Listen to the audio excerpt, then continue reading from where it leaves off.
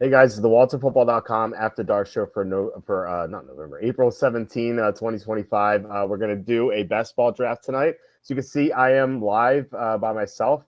Kenny unfortunately could not make it tonight. He called out sick. He actually left me a voicemail a few hours ago, and I could like barely understand him. His voice is just gone. So let's hope Kenny recovers quickly and is able to come on next week. But yeah, before we begin, please hit like, subscribe, comment below, share this video, visit the link in the description for the merch store. As always, when I'm flying solo tonight or any night, just I'll answer anything because I'm not worried about anyone getting canceled. I cannot get canceled, so I'll answer anything and everything.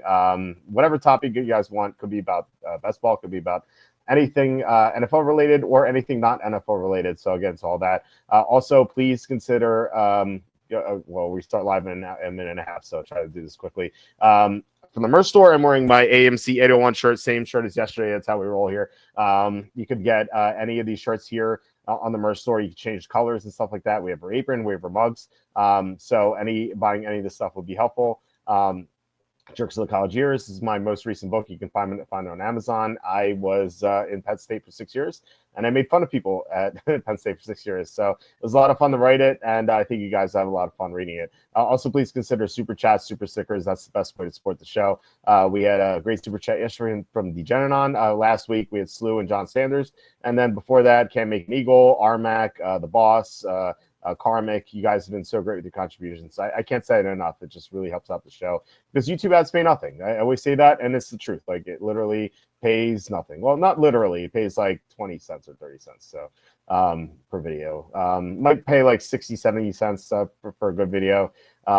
So yeah, I mean, I could just go outside and pick up change, and that'll be better than these YouTube ad revenue. That's how bad it is. So we have the 7th pick apparently. So I will be drafting. I'll be talking about all the picks, my picks, etc. But as I said before, you guys, if you guys have any comments about anything, I will answer it. So we will begin in 5 seconds. I assume we are not getting Saquon Barkley or Jamar Chase. Those have been the two guys going 1-2. Bijan Robinson or Jahmyr Gibbs would be great. I don't expect them to fall to me. Jamar Chase just went 1. That's always wonder who's going to go between Chase and Barkley. I would go Barkley personally. I don't know. It feels like, even though he's a running back, feels like he's almost safer. It feels like, I don't know. I mean, he could have broken the NFL record last year. He plays behind a great offensive line. The Eagles are a better team than the Bengals, so I don't know. And plus, like, Chase does miss time. Running backs miss time, of course, but Chase misses time too. And like, receivers are, running backs more consistent. Like, receivers are kind of fluky because they're so dependent on the quarterback. So Bijan and Gibbs both went. No surprise there. So I'm looking at Jefferson potentially. I don't want CeeDee Lamb. So Jefferson, Nakua, Neighbors. Looking at those three, maybe Brian Thomas Jr. too.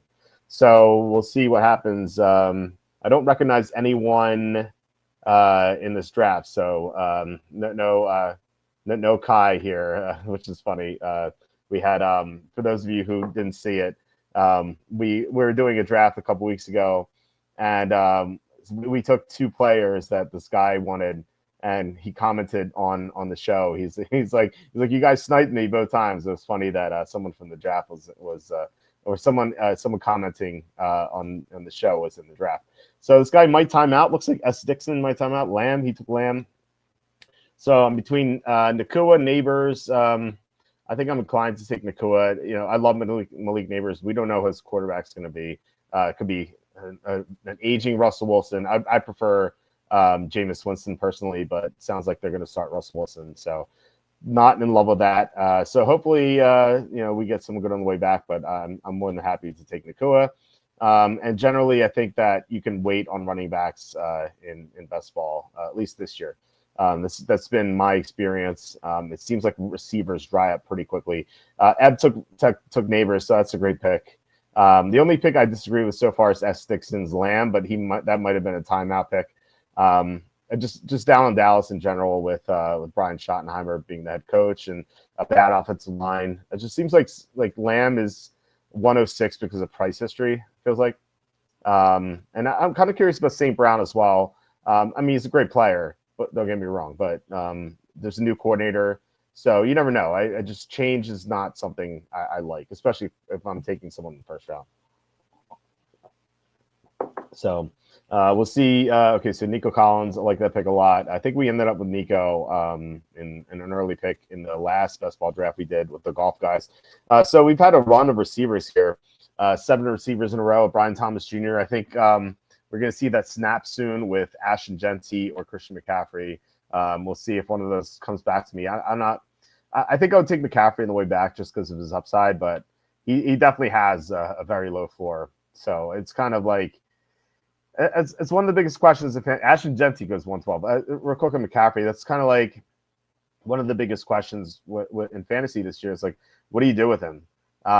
Because if healthy, obviously he should be in the top 3 picks or so, maybe even number 1. But he's not healthy. Like he wasn't healthy at all last year. So I don't know. But Genty at 112 is insane. Like you don't even know where he's going to be.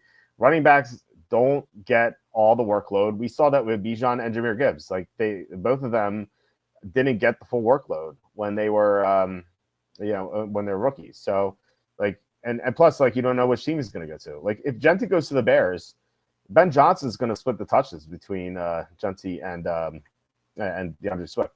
So McCaffrey goes. So I don't have to make that decision. So Bowers is here. I don't know if I want to take a tight end, but Bowers is really intriguing. There's Ladd McConkey. I think he and AJ Brown are both great here. I think I would take one of them. So Bowers just went. I don't have to make the tough decisions. So Brown versus McConkey's interesting. I think if they ban the tush push, which sounds like a possibility, we'll see because they vote for that in May. That should help Brown. Fewer rushing touchdowns. That'll help Barkley, obviously.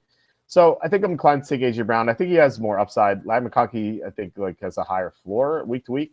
But in best ball, I think you're looking for upside. So I want AJ Brown, but you could definitely talk me into McConkey there as well. I just think that like AJ Brown should be going earlier, whereas like this is probably the right range for McConkey. Maybe McConkey should be a little earlier as well, but I think AJ Brown should be a first round pick. Like when you're talking like AJ Brown versus CeeDee Lamb, I think that's close. Like I don't necessarily understand why Lamb is going around earlier. Again, I guess it's just like based on price history, but I don't know. S. Dixon makes a good pick, by the way. He took Lamb earlier. Now he takes McConkey. I'm not in love with Drake London. I don't hate him, but 208 seems like a little early. Tyreek Hill at 209 seems way too early. He's aging out of the NFL soon. He's not quite the receiver he once was. Like, talk about price history, right? And that Miami's offensive line, we talked about it yesterday when we did the episode with Charlie, and we spoke a few minutes about the Dolphins and like how rough of a shape they're in, like, just with their whole roster. Their offensive line is in shambles, so I don't think Tua's going to have enough time to find Hill for those downfield throws. So I would definitely not take Tyreek Hill in the second round. As I said, this is just price memory with like people remembering how great Tyreek Hill was. I guess you can call it member berries.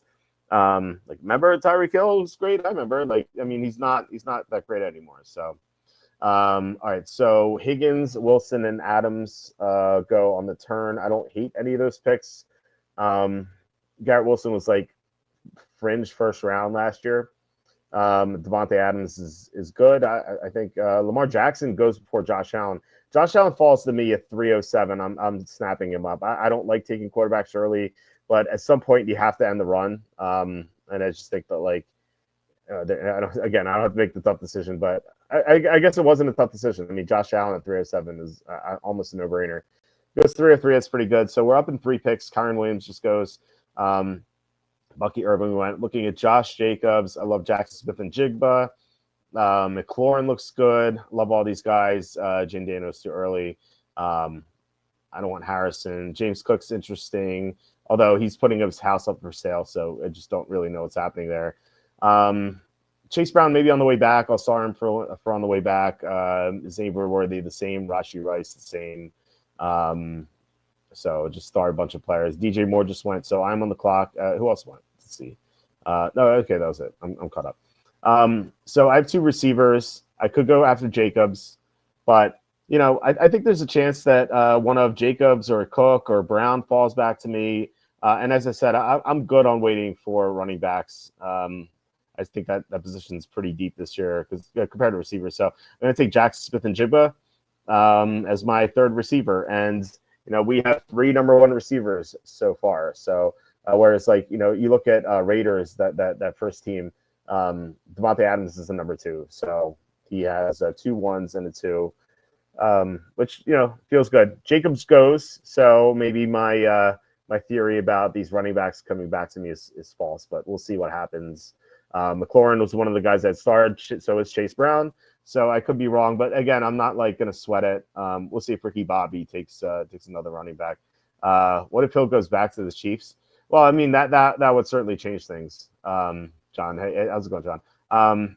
Yeah, I mean, look, that could happen. Like, if you were to tell me right now Hill goes back to the Chiefs, then yes, 2-9 is great for him. In fact, I think it might be a little too early, even though he's getting up there in age. But yeah, I mean the upgrade from what Miami has to what Kansas City has, that would be just so extreme. So yeah, James Cook goes. So yeah, none of the running backs came back to me, but again, I'm not too concerned. This is Breece Hall, who's fine. I like Joe Mixon. You can get some of these guys in the 5th round. James Conner looks great, Montgomery. So again, I'm good with taking another receiver here, but all the guys I liked are off the board. Rashee Rice just went. So we had Daniels. If I took McLaurin, I think I would consider Daniels, but I'm fine passing on him. Jalen Hurts, though. Yeah, I mean, if you're talking upside, with AJ Brown, that stack is so good. It's tough to resist. There's Jamison Williams, who's great in best ball because you want guys with high weekly upside. So is that Zay Flowers? Maybe he comes back to me. And maybe Devontae Smith comes back to me too. That'd be a nice stack. Just Philadelphia's a passing offense. You know what? I seldom go quarterback early. I'm going to take Jalen Hurts just for the stack.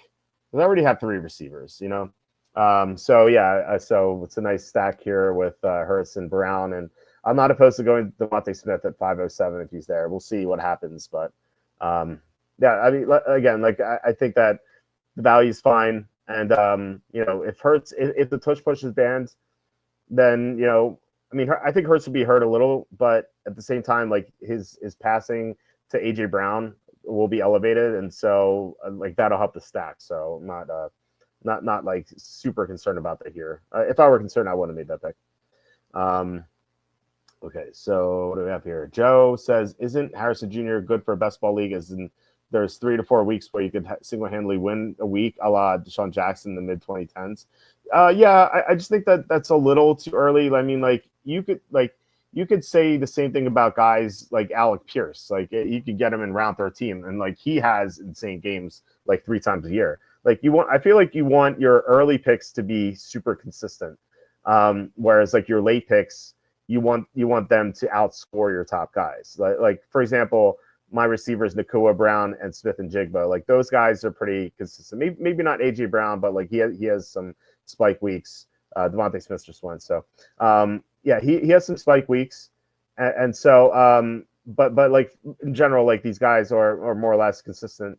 So you want your late guys to be able to outscore them. So you want those guys to be the ones with the spike weeks. Whereas I do get the argument that you want guys in the early to have spike weeks as well, but I think that it really applies to the late round guys. Mahomes going too early, round 5. Don't understand it. Again, price history, I suppose. If Liam Cohen are still in Tampa, I would like Chris Godwin. So I'm just not interested. James Conner's here. I like him. Chris Olave, I liked him last week, but now that Derek Carr might be out for the year, it's kind of soured on him a little bit. There's DK Metcalf, who looks good. I wonder if James Conner could come back to me. I know that the guys late in the draft is taking a lot of running backs. This guy is 2, this guy's 3, this guy's 2. This guy only is 1, this guy's 1, so they could go. So maybe it's a risk to pass on Conner now, but I think it's worth the gamble. And plus, there's Montgomery here. I like him as well. So yeah, I mean. When looking at Conner, I feel like Juwan Jennings is great too. You know what? I'm just gonna take James Conner. I'm gonna take him.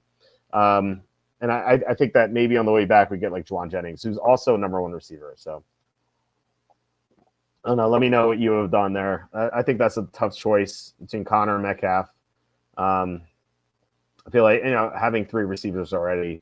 Um, like I said before, I think that you can definitely wait on running backs, but I like having one in the first 6 rounds. I don't want to have like all 8 round guys. So Montgomery grows, so maybe that was an indicator that the Connor pick was a good one. So yeah, Johnson take Gabe Davis after round 8. Yeah, I mean the Gabe Davis of Buffalo, sure, but he didn't do anything last year, even with Trevor Lawrence. I think he had like one okay game, right? If I remember correctly, but like he didn't do anything otherwise. So, but that's the right idea. Like Gabe Davis when he was the Bills, like that was a good best ball player if you got him in the double digit rounds. But I don't know if I don't know where he was going at the time. So Metcalf goes. So I'm gonna get him coming back to me. That's okay. Kind of like identify Juwan Jennings as someone I want in round 6. And there might be some other receivers as well. And I don't think you need to like stress over missing out on any certain player, really. I mean, there are just so many that are good. So Kenneth Walker goes. I think he's interesting. Would have more interest in him, but I already have Jackson Smith and Jigba, so it's a clash, running back receiver clash. Jordan Addison would be a good one. Jalen Waddle is another one. We have Butters as a guest on here, and I like that he calls Jalen Waddle a pyramid scheme, which is it's pretty funny. I mean, like he just like never seems to produce up to like what people think he will. So it's a pretty apt description for him. Najee Harris is here. I worry that the Chargers are going to take another running back. So Myers goes. As I said before, Juwan Jennings is someone I like a lot. He's the number 1 receiver in San Francisco. So another number 1 receiver seems pretty good. Jerry Jeudy also applies there, but the Browns don't have any quarterback of note right now. They signed Joe Flacco. There's also Chris Olave, and at some point, Olave is going to be good value. I wonder how far he's going to fall. So I'm going to take Jennings here, just because I talked him up, and he had some talk about like spike weeks. He had some big games too last year. He single-handedly won me some fantasy games. He was incredible. Walt can never get away from James Conner. Yeah. Oh, you know the story, right? I mean, I told the story before. This was the final week of the 2023 season, I believe. And I had this lineup in the single entry of DraftKings, like $50,000 the first. And I thought it was a really good lineup. And I was listening to Stochastics YouTube show. And the bozos on there were like, "Oh, James Conner is gonna be like the highest owned guy. You better get him out of your lineup." I'm like, I don't want to run into all that ownership. So I pivoted off James Conner to Zamir White. Zamir White had a good fantasy game. He had 18 points. He had like 80 yards and a touchdown or something. So solid game. James Conner had like 37 fantasy points, and that 19-point swing was the difference. I would have won $50,000 if I kept James Conner in my lineup, and I did not win $50,000. I didn't even win 4 figures with Zamir White. I did cash. It was actually finished. I think I finished in like 10th place in the SPY. So it was like an $800 payout, which is like if you told me ahead of time you win $800, like, oh, cool. But no, I lost almost $50,000 on that decision. So this goes to show, just stick to your convictions. Don't listen to anyone, especially on some YouTube channel that people that you don't know. I do like some guys on Stochastic, I will say, but we did not. My partnership with them did not end very well. Khalil Shakir, another guy I can't get away from. Surprised Travis Kelce's here. Feels like he goes earlier. Not that I want him. I'm just saying that I'm kind of surprised he is. Jalen Reed's another quote unquote number 1 receiver. I guess he's the number 1. I don't know how you classify those Green Bay guys. And he was going late 2nd round last year after week 2. There's Aaron Jones. I like Aaron Jones. I think he's a good pick here. So I'm going to start him. I don't know. So we have 4 receivers. So Travis Hunter goes. I don't know why Travis Hunter is going there. There's Hawkinson. So if I take Hawkinson, there's a conflict with Jones. So it's something to keep in mind. So I already have 4 receivers. I like having receiver depth. So let's look at the other running backs. Like there's Pollard, there's Stevenson, Pacheco. So I like Pacheco a lot. So I'm gonna I'm gonna pass on the Aaron Jones. I'm gonna take Khalil Shakir as my fifth receiver. Just have like a really stacked receiving core and just focus on the other positions to close out the draft. So yeah, I mean, I have 5 number 1 receivers, so I like that a lot. Walter be stochastic. I'm not suing them. I thought I might have to, but I'm not suing them. We had there was an agreement that was reached, but yeah, that was it was not a good experience for me. It was initially. I thought we had a good partnership at the beginning, and I actually liked the product when I first started. Just being an affiliate with them. I've said this before, and it's completely true. Like I was as a member on their site for like 3-4 years, starting I think 2019. That was like at the height of like when Alex Baker, who was stochastic, or he was Awesemo. That was what they were known as initially. That was like the height of like his domination in DFS. Like he was, I believe, from 2019 to 2021, he was the best player in DFS. And his projections back then were so good, but they've declined. Like starting, I feel like after the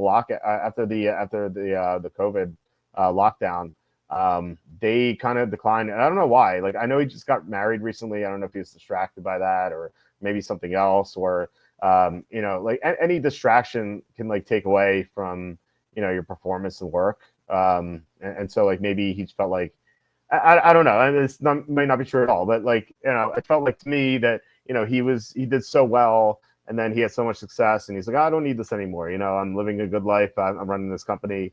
I don't need to dominate DFS anymore, which I don't know. I don't know if that's true or not, but that's what it felt like, and it felt like the projections just like fell off a cliff. And so yeah, so I stopped using them. And I didn't use them for their NFL. I use them for like basketball and like hockey, not baseball and stuff like that. So I'm up. Probably shouldn't have been paying attention here. So we have Hawkinson. I love Hawkinson this year. I love anyone in Minnesota this year. Receivers, see, this is what I mean. Like receivers kind of fall off a cliff. I like Josh Downs, but like I don't know, it's not super exciting. I did mention Pacheco. I do want Pacheco or Stevenson. Vrabel's going to want to run the ball a lot. I'm going to take Pacheco. I definitely think that he bounces back. He came in last year after returning from injury and just wasn't the same. And I think that's what's causing him to fall. And like this is part of the reason why I'm like, you can wait on running backs. Just getting Pacheco in the 8th round is just like awesome. I think he should be like a 5th round pick, 4th round pick, something like that. So yeah, let's look at some of these picks here. So Kelsey finally goes in the 8th round, which is again interesting. I feel like he was going earlier. Maybe I'm misremembering, but that's what I thought. Stephon Diggs coming off the 20 ACL, 7-11 seems way too early. There's Jaden Reed. I liked him. Aaron Jones, we're considering him. He went 709. And then Caleb Williams goes at 812. So that's an interesting pick. Jordan Mason goes 901. It feels interesting that Jordan Mason's going before Isaac Guerendo, when like Guerendo has the easier path to be a starter. Just very strange. I don't know. I guess like Aaron Jones has an injury history, but that's so is McCaffrey, right? So it's not like you're getting an upgrade there. I just noticed Cooper Kupp went 702. That's a major reach. No reason to take Cooper Kupp. He's so old and so decrepit. Now he's going to be playing with a much worse offense. No Sean McVay for the first time since 2016. It's going to be rough going for Cooper Kupp. All right, so Stevenson's still here. I kind of like him. It's my 3rd running back. So Hawkinson went. I like Njoku, but not going to. I don't think Stevenson just went. So this is round 9. I think we can wait on a quarterback a little bit. I do like the idea of having Purdy to Jennings, but I feel like we can wait on that. So running back, nothing exciting here. Receiver, nothing great. Yeah, I think I'm just going to take Njoku, I guess. I don't know. This is Butters is probably yelling at me for taking Tucker Kraft. I know he's on vacation right now. It's like I would have asked Butters to come on when Kenny told me he was sick, but Butters is on vacation with his family, so hope he's having a great time. Well, it's funny. He was actually telling me today. he and his family went to Disney, and he's like, I don't know how I'm going to survive this. So he did have, like I mean, obviously it's like all about the kids and stuff. So that's what matters. Is like they're having fun, but it was just funny that he was like complaining about like all the woke nonsense that he's seeing at Disney. So I thought that was pretty funny. Tucker Craft just went. Sorry, Butters, if you're watching this, which I don't think he is, but maybe you'll watch tomorrow. I don't know. But yeah, Tucker Craft goes. So I feel like Tucker Craft is going a little later. I guess this is early pick, and you never know. Like maybe this Meckley guy is a Packer fan or something. You just never know. Like people just want to take their own players, and I don't know who any of these people are, like or where they're from. Except for like Raiders 723317. You imagine he's from either California or Nevada, but like everyone else just like don't really know, I guess. All right, so I'm up in a couple picks. Purdy's still here, which is nice. Given that we were considering him earlier. Garendo's down here. I think we can wait for him on the way back, hopefully. Receiver, I would love Shaheed if Derek Carr was more certain, but I don't know how you trust anyone in New Orleans at this point. And like, see what I mean about these receivers just like drying up. There's like nothing here. That's why I like going receiver early.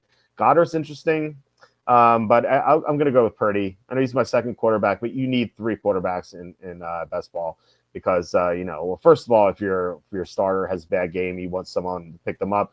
But second, there's injuries obviously, and third, the bye weeks, and like we don't even know the bye weeks yet.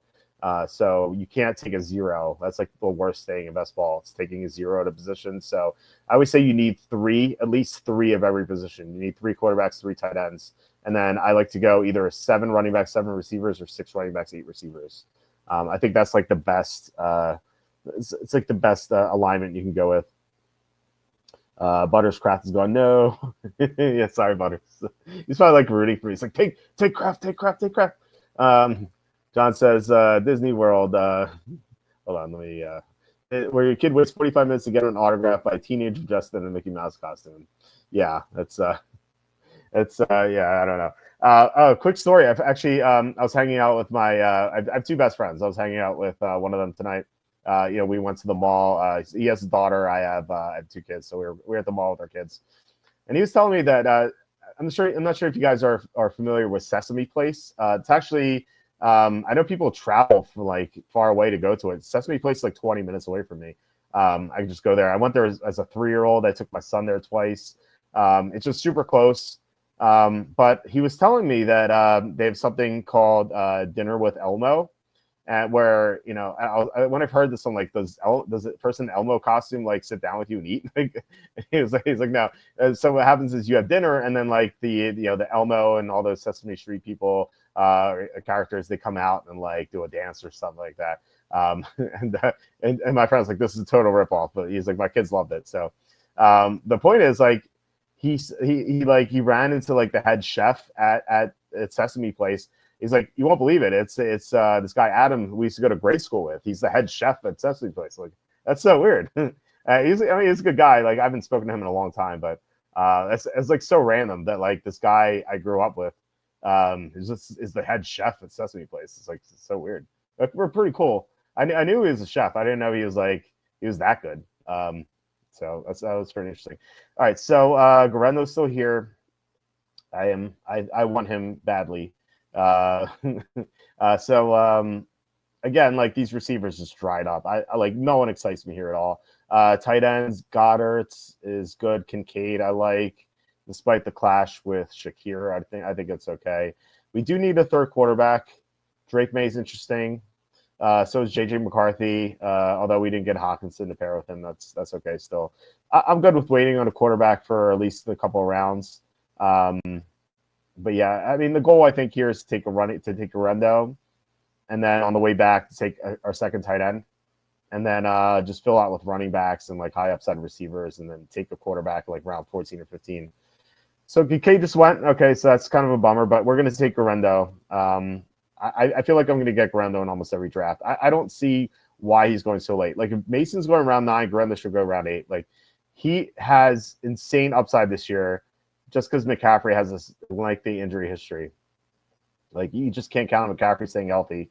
I'd be shocked if he plays all 17 games. And so, like when Guerrero gets in there, like he's gonna have just a major production. And it's not like he has to compete with Mason or Mitchell, or Elijah Mitchell. They're both gone. Like the starting job is his if McCaffrey goes down. Like, can you imagine if McCaffrey misses like almost the entire year again? Like Guerrero is gonna have like third round value. Which you're getting him in round 11. I just don't get why he's going so late.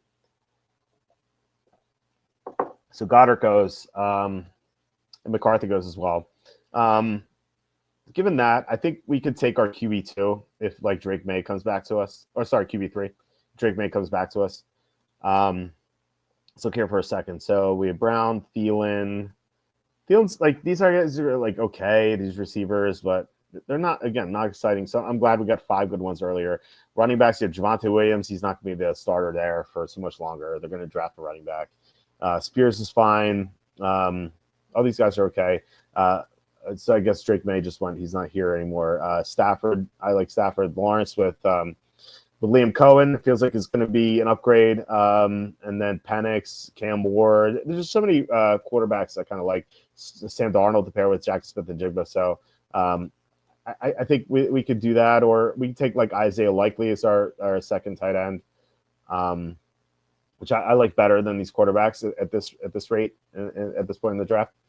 Kyle, I don't know what to make of Kyle Pitts at all.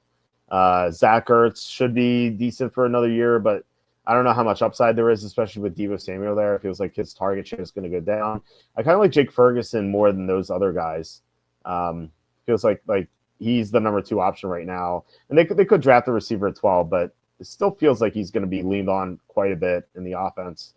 And last year he just didn't have a great year because he got hurt. So I feel like this is kind of like weighing him down here. So yeah, it's either Likely or Ferguson.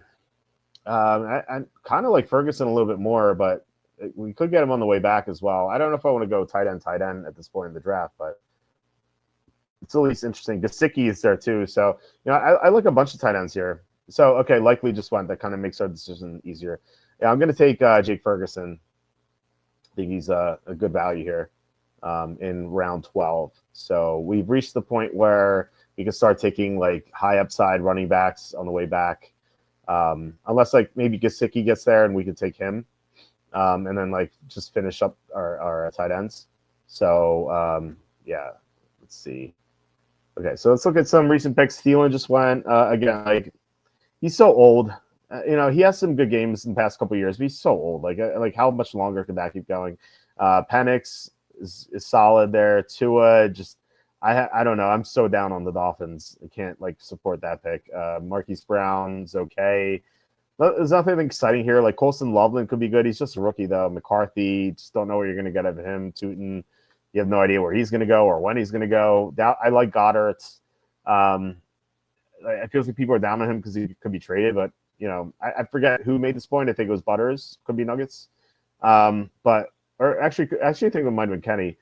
But like whoever trades for Goddard is going to want to use him a lot. Like they're not going to trade for Goddard. Be like, oh, we're going to keep him on the bench and like playing 20 snaps a game. Like no, they're going to want to utilize him quite often. So, yeah, I mean, like I don't see why he's going so late, and he's so talented. The issue, I guess, is injuries. But for 11th round, I think it's definitely worth it. So, or Tachi Spears goes.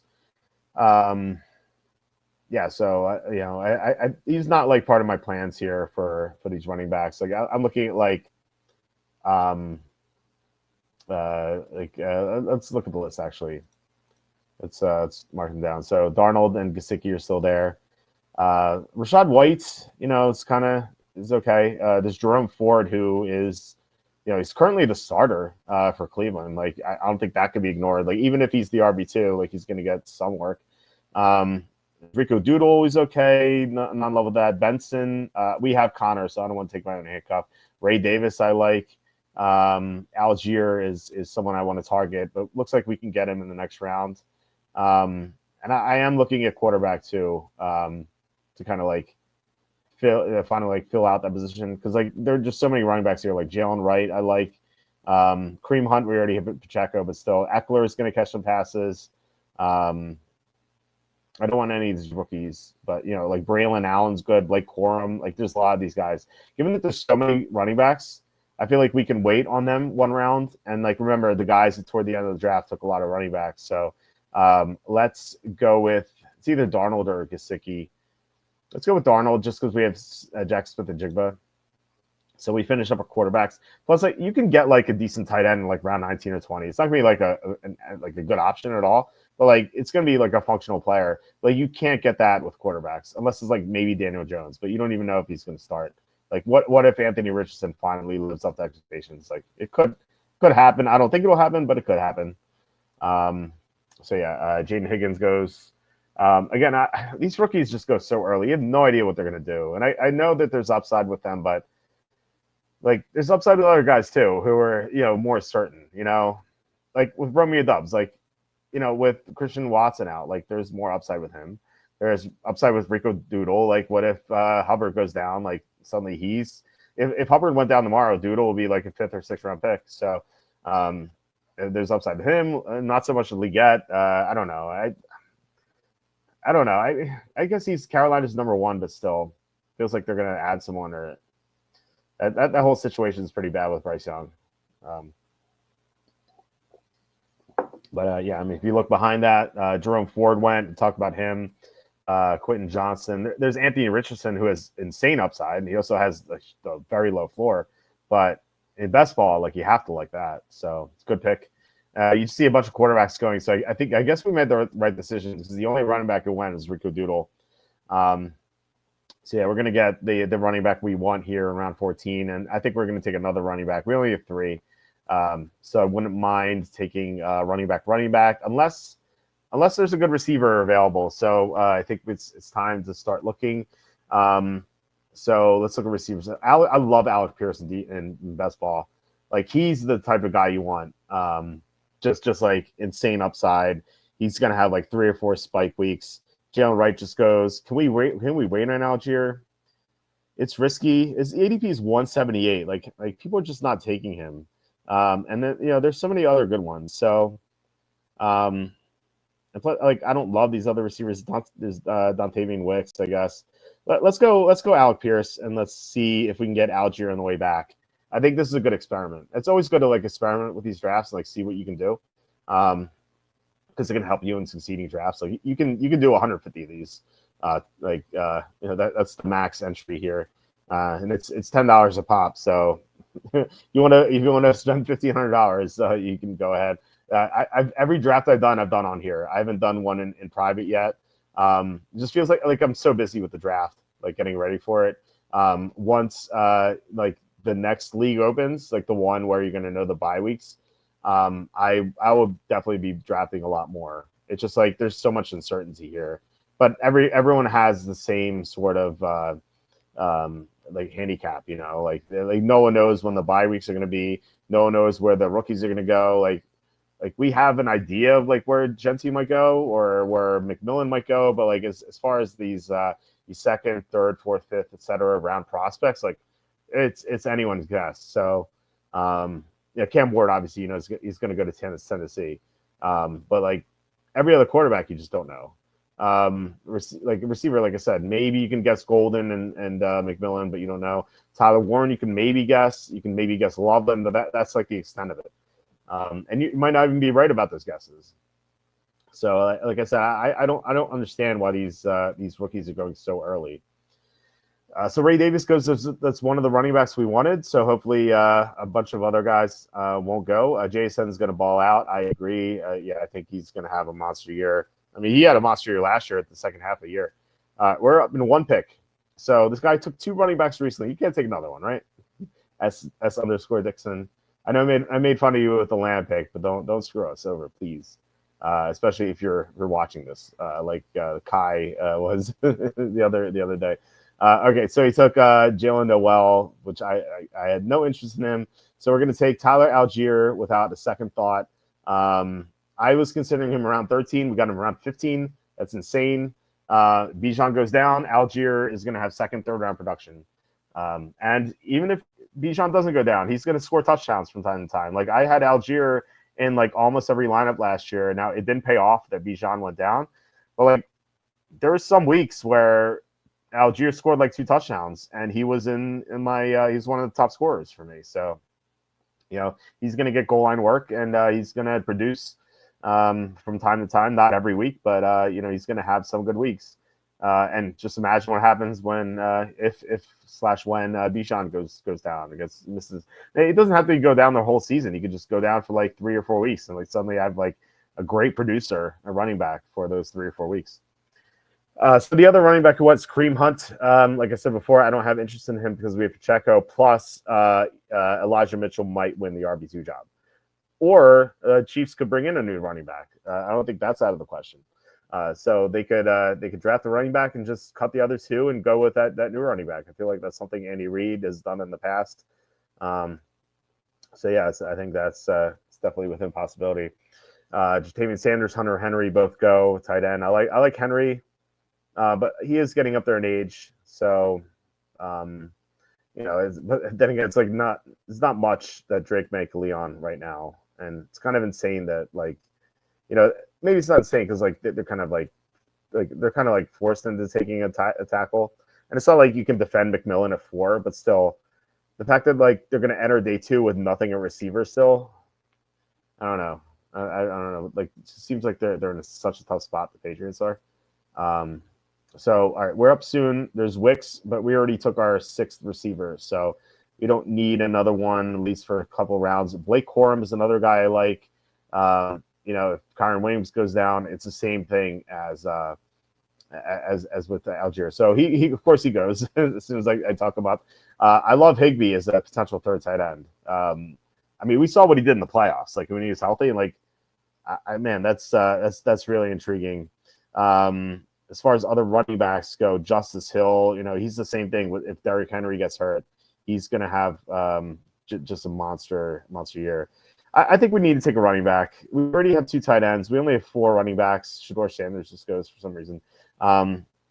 So I think I want to go. Braylon Allen, and hope that Higbee falls to me. If he doesn't, there's still Schultz. There's Okonkwo, Juwan Johnson, Noah Gray. I guess it's okay. And we already have 2 tight ends. So I'm going to go with Braylon Allen. And so we have 5 running backs, 6 receivers, 2 tight ends. So we need at least 1 more running back, 1 more receiver, and 1 more tight end. We have 4 more picks to go. So those 3, and then like 1 wild card after that. So,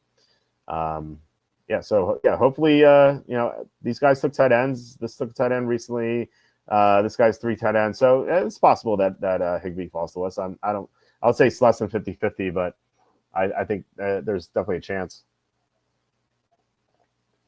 So Jackson Dart goes. There was a report today. I don't know who reported it. I think it was like someone on ESPN saying that Jackson Dart is actually. Let me just pull it up. Why am I guessing? I can just pull this up. Fox Sports Jordan Schultz says Jackson Dart won't fall out of the first round. Will not fall out of the first round. Higbee goes. Boo. Which I don't. It's so hard to say. Like, he won't fall out. It feels like Will Levis. Like, people are projecting him to go 4, and he fell out of the first round. And I'm sure like some people said he will not fall out of the first round. I like Jordan Schultz. I think he's a good reporter. So that's kind of like gives me some pause. It feels like someone like Matt Miller saying that. Like, okay, that's BS. Remember, he said, what do you say? Barkley would go. It was that Matt Barkley would go. Round 9th overall? He said, or something. So yeah, I mean, like Jordan Schultz is actually like a legitimate reporter. So that gives me some pause. But he was arguing that like a team could trade up into the 20s to take him. Which I think could happen. I mean, there's so many teams in the early second round who could trade up for quarterback. Like, you have the Giants, you have the Browns, you have the Jets. Those 3 specifically, Saints could do it. Actually, do the Saints even have a second round pick? I don't know. Feels like it's something I should look up. The Saints do have a second round pick, number 40. So yeah, they could do it. I'm up again. Justice Hill's here. I think we take him. Just look at other tight ends. Taysom Hill's coming out the 20 ACL. Fannin, you don't know, he's a rookie. We can get Juwan Johnson all the way back, I think. And then receiver, There's Cooper. Kind of interesting. He's going to bounce back, but maybe. So yeah, I'm going to take Justice Hill, and that ends our running back needs here. We could take one late, but 6 is the magic number you need for running backs. So I like our guys. Running backs, we have Connor Pacheco to start, and then we have Guerrendo's high upside, Algiers high upside, Brandon Allen's high upside, Justice Hill's high upside. Feels like one of them should be able to get some starts this year between those 4. I think maybe you should be safer, would get like 3 short starters, but I don't know. I feel like going for the high upside makes like too much sense. And I think in this scenario, I usually don't draft Jalen Hurts, so I think that's why it's looking a little wonky. Like instead of Jalen Hurts, I could have taken Joe Mixon, and then taken a quarterback instead of I guess taking a quarterback here instead of Ferguson, and then drafted a tight end instead of one of these guys. So would that have been better? I don't know. I mean, it's an interesting build with Jalen Hurts to AJ Brown. So yeah, so I like that we stacked our quarterbacks to at least one player. Like there's Purdy with Jennings, there's Hurts with Brown, and then there's Darnold with Jackson Smith and Jigba.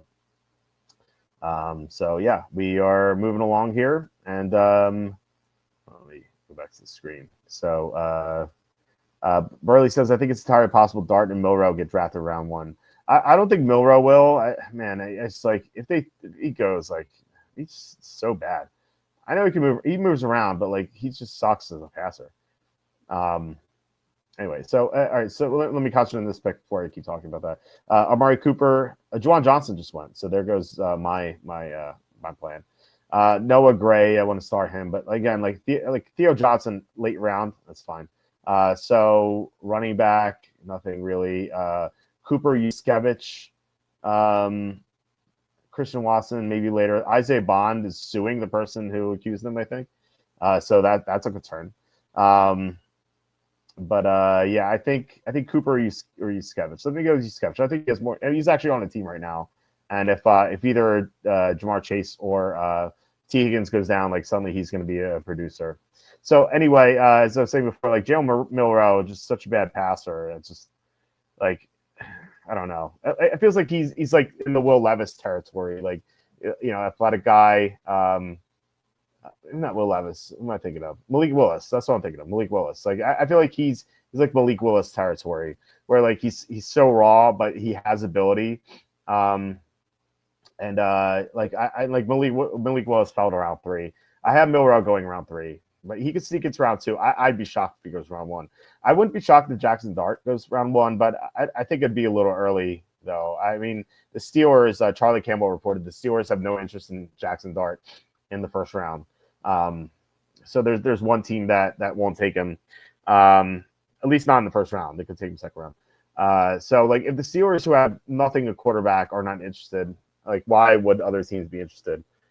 Like even it's like the Giants. Like the Giants have no idea what they're doing. Like with their quarterbacks, like signing Russell Wilson, like signing Jameis Winston made sense if they're going to take a quarterback in the draft, but like. What does Russell Wilson do for them? I just don't understand that at all. But yeah, whatever. The team always sucks. Like, well, even that 1 year in 2022 when they made the second round of the playoffs, like they sucked. Like they beat the Vikings, who were a fraud, and then they got smoked by the Eagles. Like no surprise there. And then it went back to normal, just sucking the next year. So it's like that's what they do. And if Kenny were on the show right now, he would be smiling right now and saying, Giants fans have no souls, blah, blah, blah. But yeah, I mean, look, it might be true. But yeah, so Christian Watson goes. He's someone we took in the 20th round last time, or maybe actually I think we took him 19th round. I get it because he has upside for sure.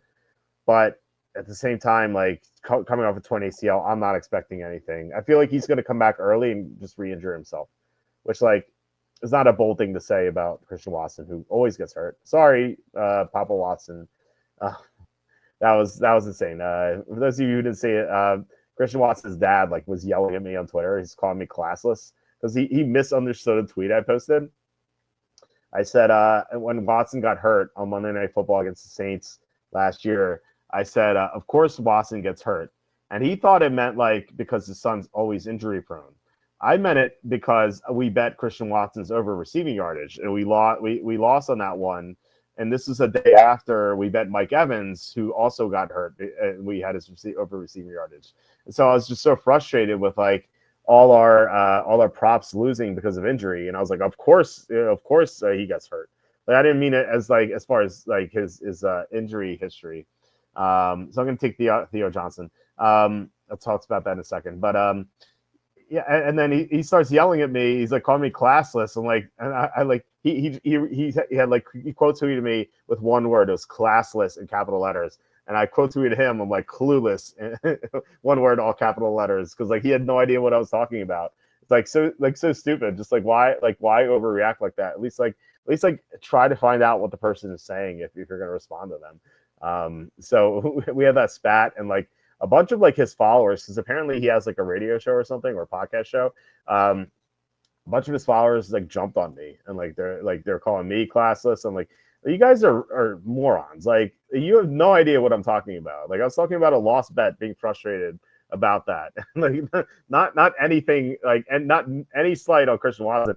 In fact, like I bet on his receiving yards. Like in fact, like I was complimenting him. Like I thought he was gonna have a good game. So. All right. Anyway, we have to make a pick here. We have no obligations. We could take a running back or a receiver, or if Daniel Jones is still there, it's kind of interesting. Running back, Marshawn Lloyd, Jonathan Brooks, Samir Abdullah, McLaughlin, Gainwell, P. Ryan. I'm just reading names. Nothing stands out. Yeah, I think you're going to pass on all these guys. Receiver, Westbrook Akine is kind of interesting. Adonai Mitchell. It's okay. It's Luke McCaffrey. Restrepo, I kind of think could be decent, but of course we don't know where he's going to go. Oh, MVS. MVS. I have to take him, right? We have Sam Darnold, and MVS he's one of these guys with spike weeks. Like he'll do nothing, and then he'll go off with 30 fantasy points. So this is the sort of guy you want late, and we already have Sam Darnold, so we get to have a 2 receiver stack with our quarterback in Seattle, which is very exciting. Now, Theo Johnson, he's the starting tight end on the Giants. He's really athletic, and he had some good games last year as a rookie. He missed the final like 4 or 5 games, I think, with an injury, maybe three games. I can't remember how many games he missed, but he was doing pretty well for a while. I wonder if they have his stats here. So yeah, week 14 onward, he missed, but look at this, like 10, 7, 7, 14, 6.5. This is when he started doing well. Like, here we go, like 9.86. The beginning of the year, he wasn't doing much, but like he was approaching double digits as a rookie. Like that's decent, and like now he's gonna have more experience. So round 19, that's as a third tight end. I think that's perfect. I'm definitely happy with that. And plus, like he's an athletic guy. I think he has a lot of upside. Just says he didn't know you were a gambling addict. It's a generational thing. I guess that's true. I should have just responded like, "Hey, Mr. Watson, I'm just a gambling. I'm a degenerate gambler. Bet on your son. No disrespect." I could have just said that, but of course, like I don't know. I like to troll people. So as soon as he said clueless, I'm like classless. No, so as soon as he said classless, I had to say clueless and just fight back and just have a lot of fun with it. By the way, this guy in the middle here, this S. Dixon, he took so many rookies at the end. He took Noel, Dart, Beck, James Arroyo, and Allen. And then before they took Sampson and Tyler Warren. So this guy loves his rookies. I don't think he's going to win this draft because of that. Plus, CeeDee Lamb doesn't help there. I do like McConkey. Burrow's fine. Round 4, a little early for Burrow, but still. Looks okay. I like Hubbard and Harris. It's not like exciting. Yeah, this team doesn't seem very good. Like watch him win now because I talked him down. He has 4 tight ends for some reason. Like you don't need 4 tight ends. So yeah, I mean I like my team. I love the receivers. The Hurts to Brown stack looks great.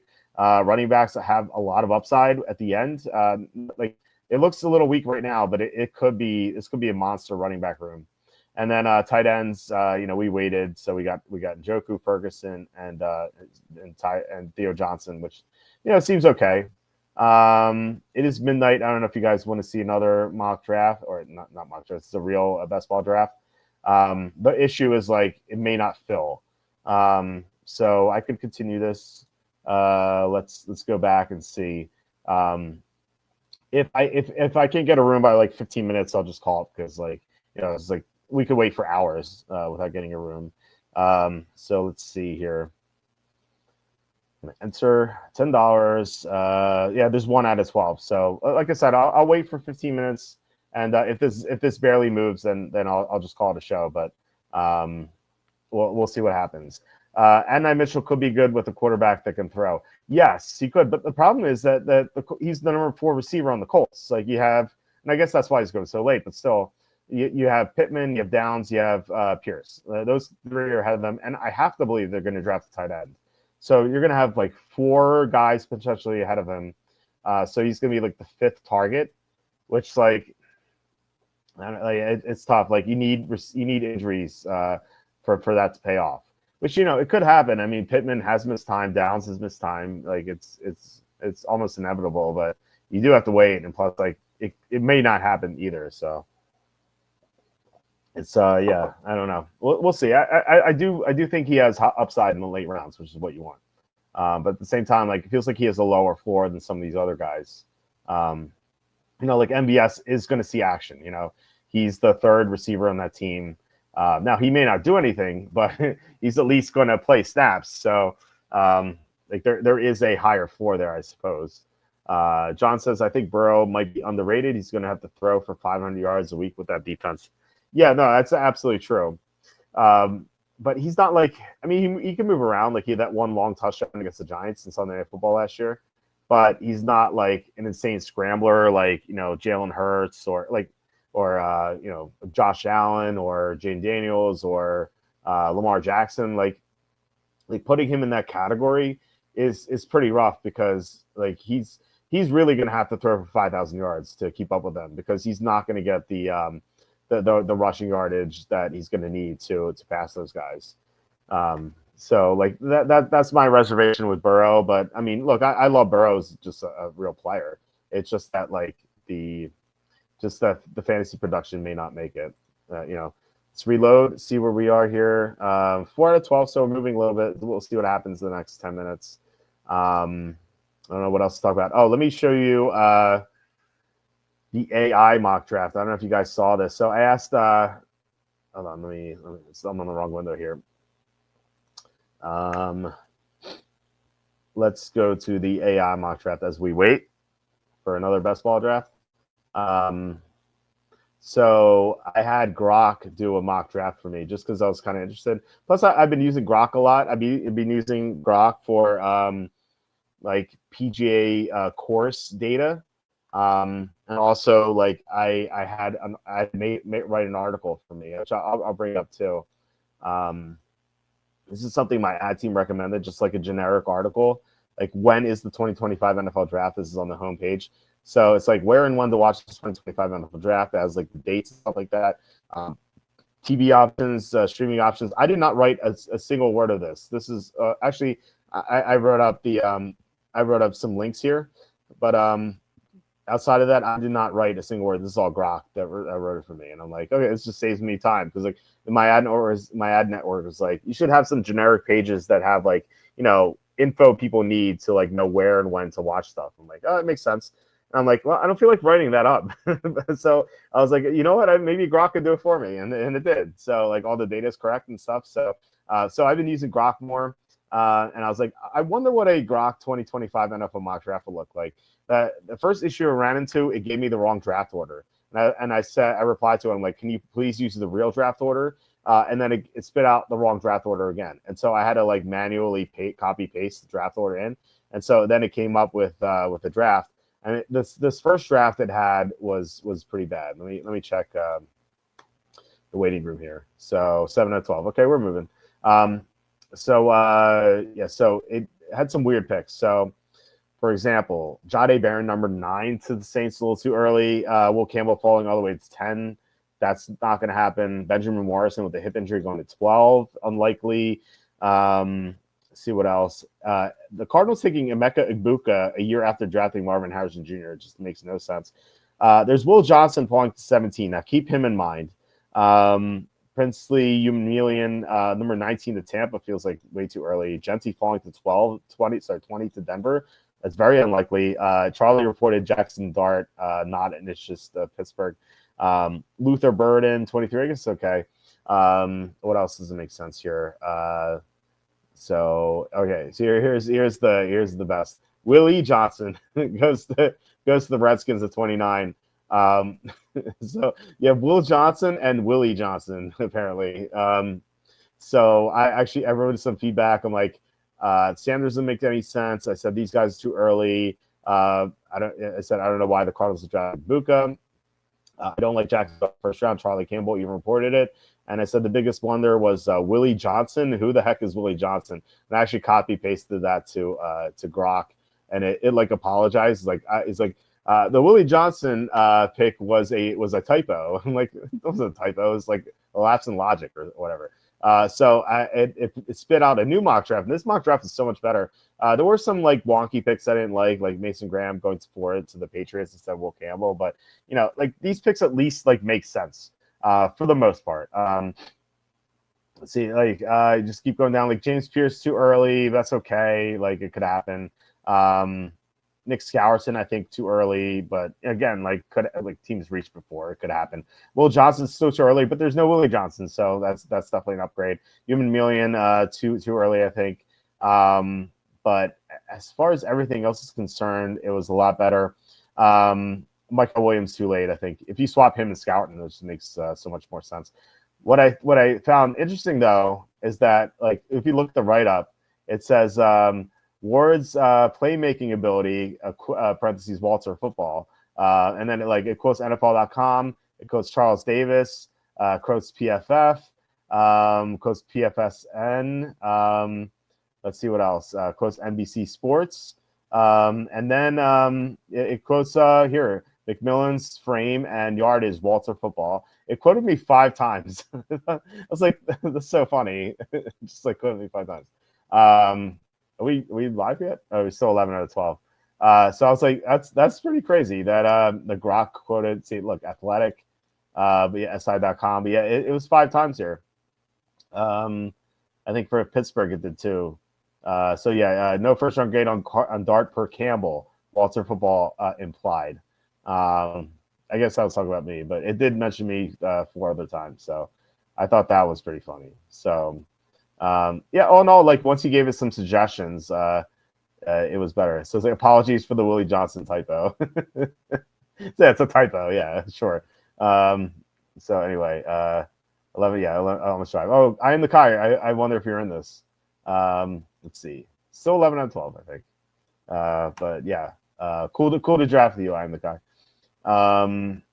Let's see. Harry Rosenman will probably use Grok. Yeah, I imagine that I don't know if it's going to be the case now, but I imagine that in the future, a lot of GMs are going to use Grok to determine where they think that prospects are going to go. I know that a lot of GMs use mock drafts. I know some of them use our mock draft and some others just to figure out where they think prospects are going to go. Because a lot of them don't know. It's kind of fascinating. They just are pretty clueless in that regard. All right, we are pick 3, so we're getting Chase, Barkley, or Gibbs, or Bijan, whichever one we want. So yeah, I'm just going to start all 4 of these guys and then make the decision once the first 2 picks are made. I am the Kai has the number 1 pick. I'm the Kai. Do you want to announce what pick you're going to make so we don't have to wait in anticipation? So it's funny that we're always somewhat next to each other. Let's see. Do you think Luther will be a first round? I think he's very borderline. Yeah, I think he's going to go in the 20s or 30s.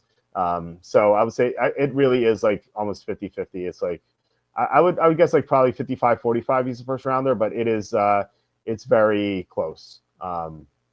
So yeah, we'll see. But there are a bunch of receivers who can go late first. It was one. Who else? I would have said Isaiah Bond before, but now he has that off the field the thing that he's dealing with. So you just don't know. Who else? I feel like there's one more I'm missing. I don't know. I mean, I'll think of it later, but yeah, there's some receivers who can go late first round. Cassandra says AI couldn't get a simple draft order correct despite multiple attempts at corrections. Welcome to your robot or overlord slaves.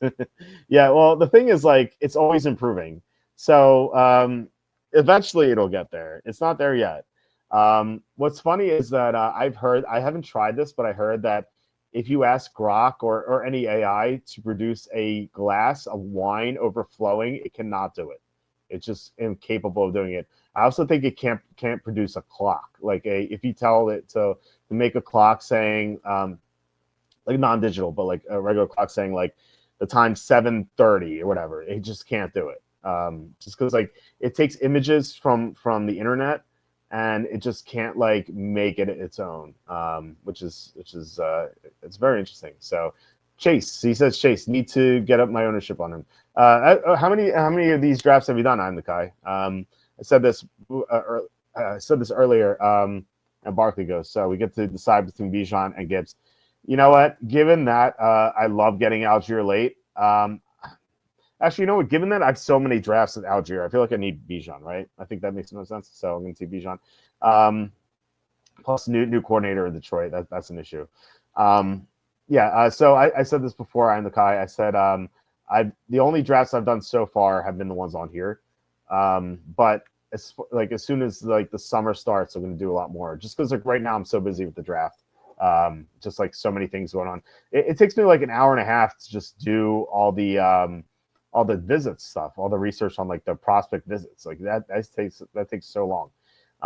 Plus, like I'm always exhausted by the time I do it. Like it's the first thing I do after I put my kids down for bed.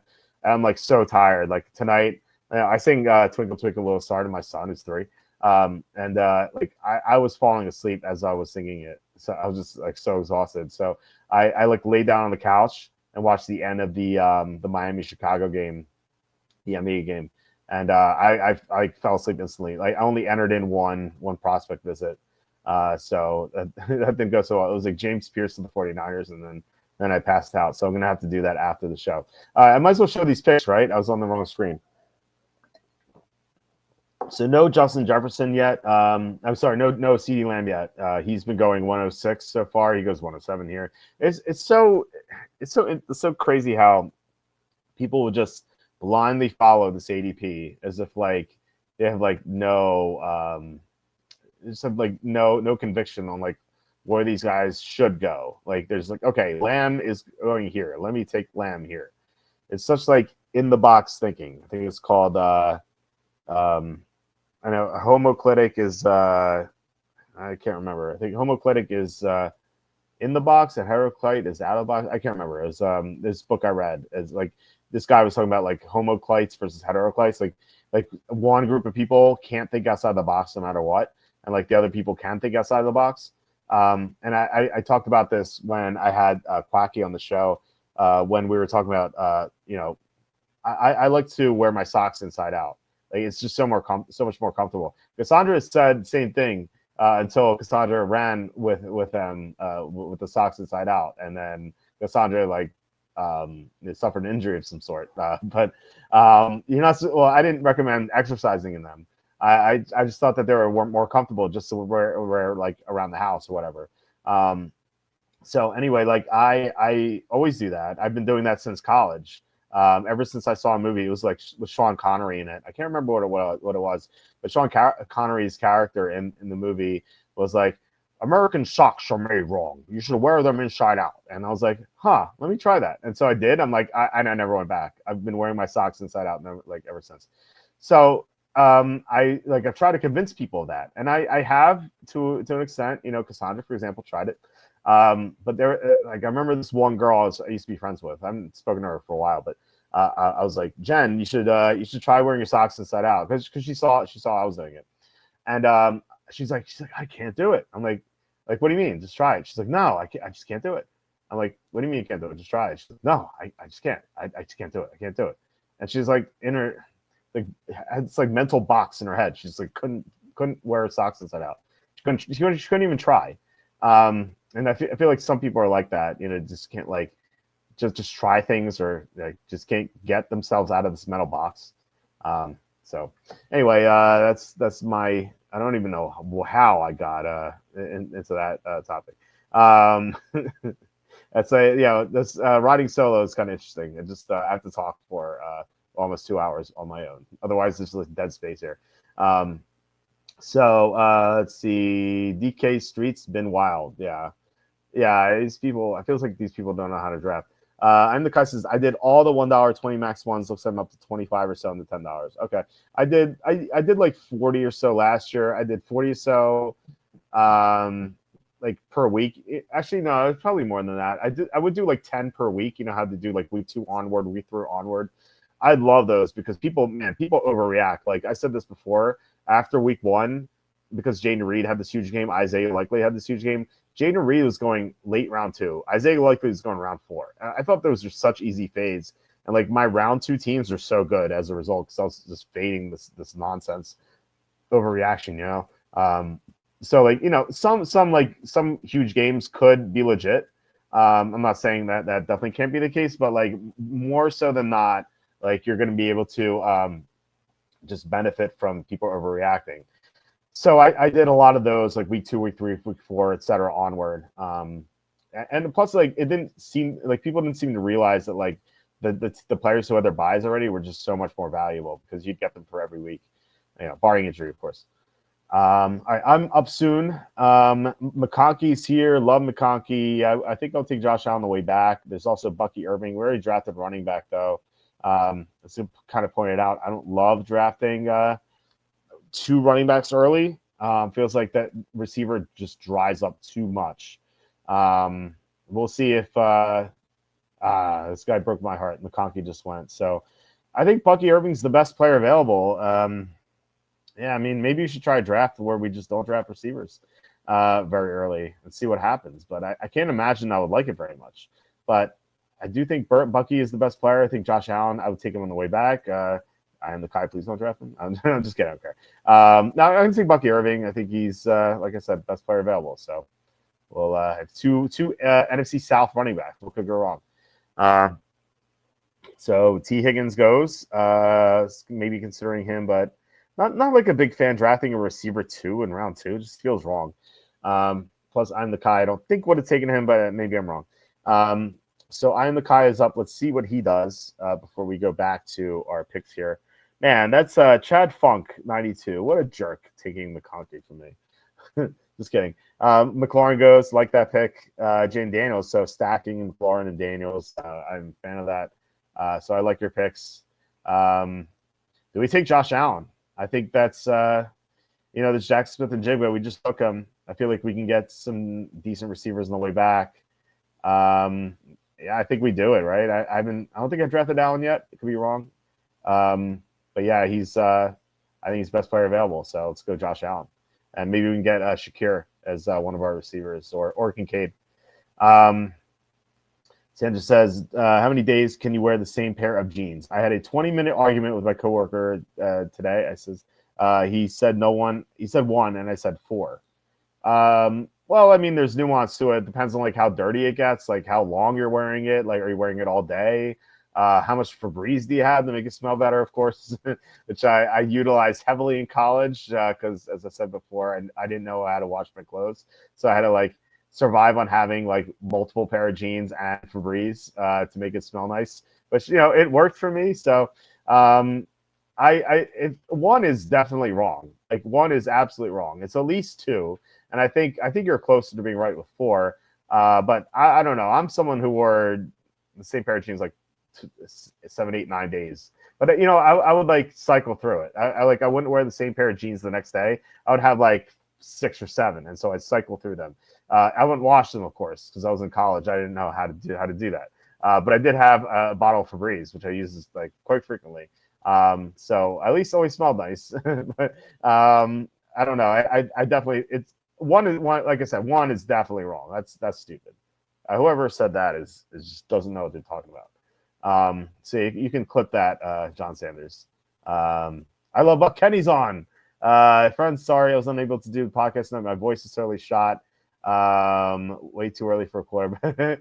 Kenny saying way too early for a quarterback. Kenny, I took Jalen Hurts in round 4 in the last draft because I had AJ Brown in round 2. I wear jeans at least 12 to 15 times before washing, at least. Kenny, do you use any Febreze? That is the question.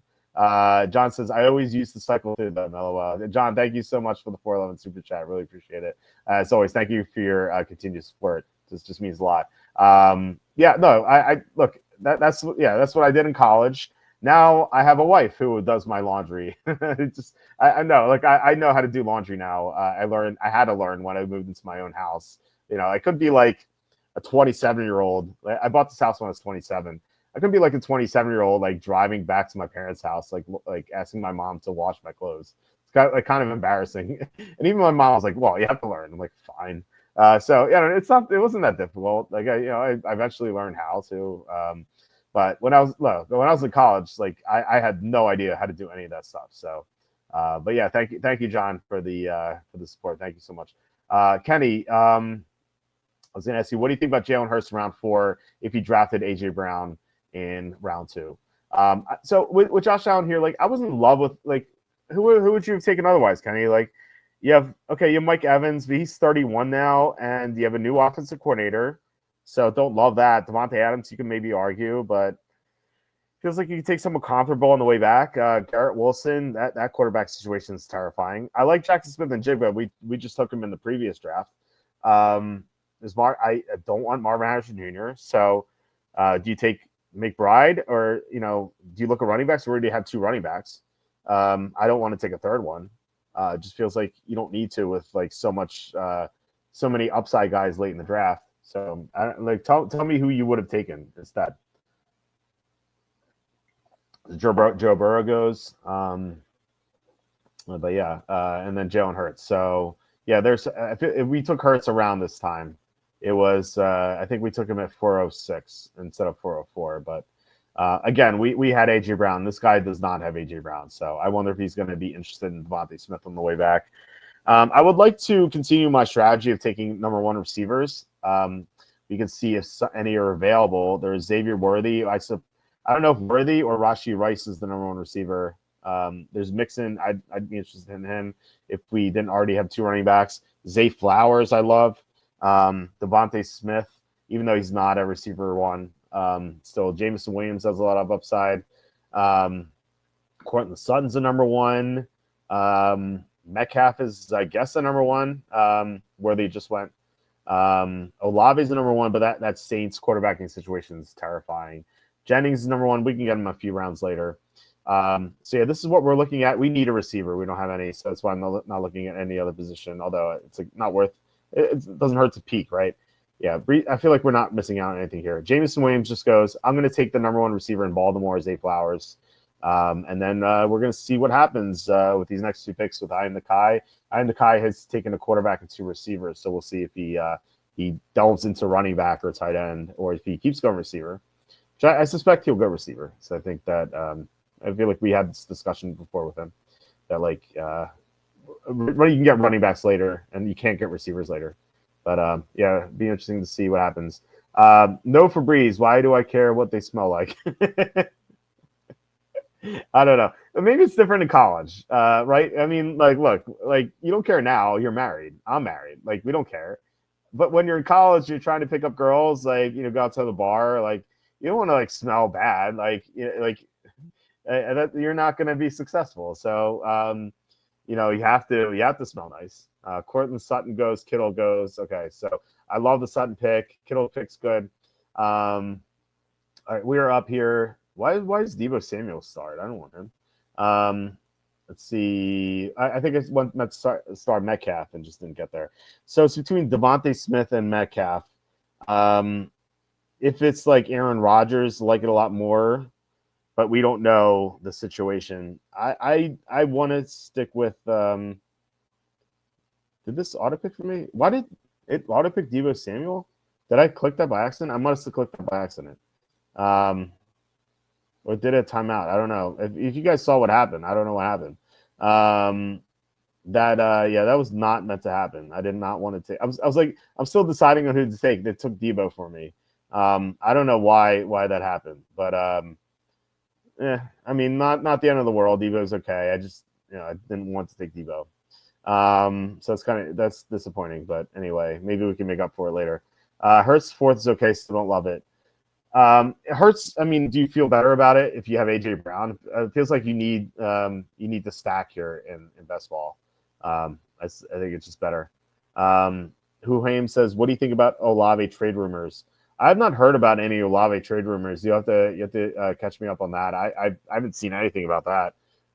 But it makes sense. I mean, look, if they're tanking, then they should just have a fire sale and just get rid of everyone. That just makes the most sense because we've been saying it for so long. Like how many years have we been saying, you, Jacob, and I, we always be like, Saints need to rebuild. Like they just keep like kicking the can down the road. And now I think they're forced into it finally. Derek Carr probably after 2025, if it like he's going to at least miss like the first half of the season. And so yeah, it feels like they're forced into it. And yeah, I think that given that they're forced into it, trading Chris Olave makes sense. Plus, they have Rashid Shaheed, so that's at least like someone. It's like a good number 2 down the road. They'll need a number 1, but they'll have time to find one. But yeah, anyway, what else? Stack definitely matters in this format. Yeah, you want the upside. So look, I heard this from someone, and it's like, who is the best player to stack with Josh Allen? And the answer is no one. Just because like you hope Josh Allen just scores all the touchdowns on the ground. That is when he's at his best. Remember that Detroit game? Was it the Detroit game or was it the Rams game? I think it was against the Rams, where he scored 3 passing touchdowns and 3 rushing touchdowns. I think it was the Rams game. I know he also had a monster game against Detroit. I nearly had a DFS win in that week. So I stacked that game. I had Allen, I had St. Brown. I think I had one of the Detroit running backs. I had someone else in Buffalo who scored some of the Allen touchdowns. I just had I had so many players from that game, and like I was just like, I love like the 4:00 slate when just like constantly like shooting up the board on DraftKings. It's like you're like, oh man, can I win this? How much time's left? Like, come on. And I think I had like a 20th place finish or something in the Millie. That was really close. So that was the closest I had to winning last year. But yeah, so I'm really disappointed about this Debo pick. I don't know what happened there. I did not even start him. I don't know why they gave that to me. Is Chris Olave still young? If they tank for Manning in 2026, they want to have a decent receiver for him. Yeah, I mean, Chris Olave is still pretty young. He is 24. He's not even 26 yet. So he's going to be 25 in June. But I don't know. My point is like the Saints are not going to be good for a long time. So by the time the Saints are ready to make a playoff run, he's going to be like 27, 28, which is still pretty young. But I think by then you can get an even younger receiver. I could see both arguments, but I don't know. It feels like they need to rebuild, and it depends like what they get for him. Like if they shouldn't trade him just for the sake of it, like getting like medium value. Like they need to get great value for him. And if they can do that, if they can get like a really great pick for Olave, I think they have to consider it. But if they don't, then they just keep him, But it could be a case where maybe he just wants out. We're having some questions about Stephon Diggs. Diggs is number 1, and never count out Diggs. His work ethic is pretty incredible. He'll be a great pick, a value pick this year. Man, the torn ACL really scares me. I'm on the clock right now. Let's not have what happened before. Shakir is here. I think he's interesting. And I don't want to start anyone else because I'm the Kai is drafting ahead of me. So I'm going to take Shakir to pair with Josh Allen. I know I just said that the best player to pair with Josh Allen is Josh Allen. But Shakir makes sense, and we need a receiver, and he's the number 1 receiver, which I like. So I'm used to having all number 1 receivers, but that's not the case here because the computer gave me Deebo Samuel for some reason. Ricky Pearsall is there. I guess I shouldn't say anything. I'm just looking quietly at these players, and as soon as I Am the Kai is done, I will start talking again. So I Am the Kai took Aaron Jones, talked about him in the last draft. I like him a lot. We've had him other drafts. Calvin Ridley goes. I like Calvin Ridley. I think I was going to look at him. So as far as number 1 receivers are concerned, Jerry Jeudy is there, but man, he's that quarterback situation is terrifying. There's Travis Hunter, we don't know what he's going to do. Pickens might be the number 1, but I guess he's number 2 in Metcalf now. There's Stephon Diggs and there's Jaden Reed. I think I'm going to take Jaden Reed. He has some huge spike week potential. There's no Christian Watson, so they're going to have to lean on him more. Yeah, and he's technically the number one, I guess. I don't know if they have a true number one, but he's technically the number one. So I'm going to take Jaden Reed. But some of those other guys made sense too. So we have 4 receivers in a row. Wouldn't mind a 5th one on the way back.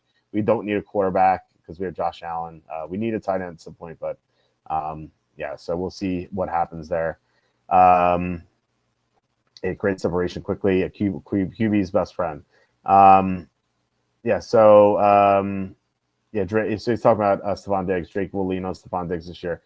Again, guys, he's coming off the 20 ACL. There's such a bad track record with these 20 ACL guys. I will not take them. I just won't. And if I get burned by it, so be it. But like more often than not, these guys coming off 20 ACLs always disappoint. There's been a rare cases where it hasn't happened. You know, I can cite Adrian Peterson's amazing 2012 season. He's coming off the 20 ACL, and then he ran for 2,000 yards. But that's the exception. It's not the rule. And it just, yeah, it's like there've been like it's so much better to avoid these guys than to count on them. And I do get the work ethic, but again, he's an old player too, so it might take him longer to recover from it. So, yeah, I'm gonna pass on Stephon Diggs. Now, if he comes back to me round 8, I'll consider it, but I think round 7 is too early for Diggs. Jerry Jeudy just went.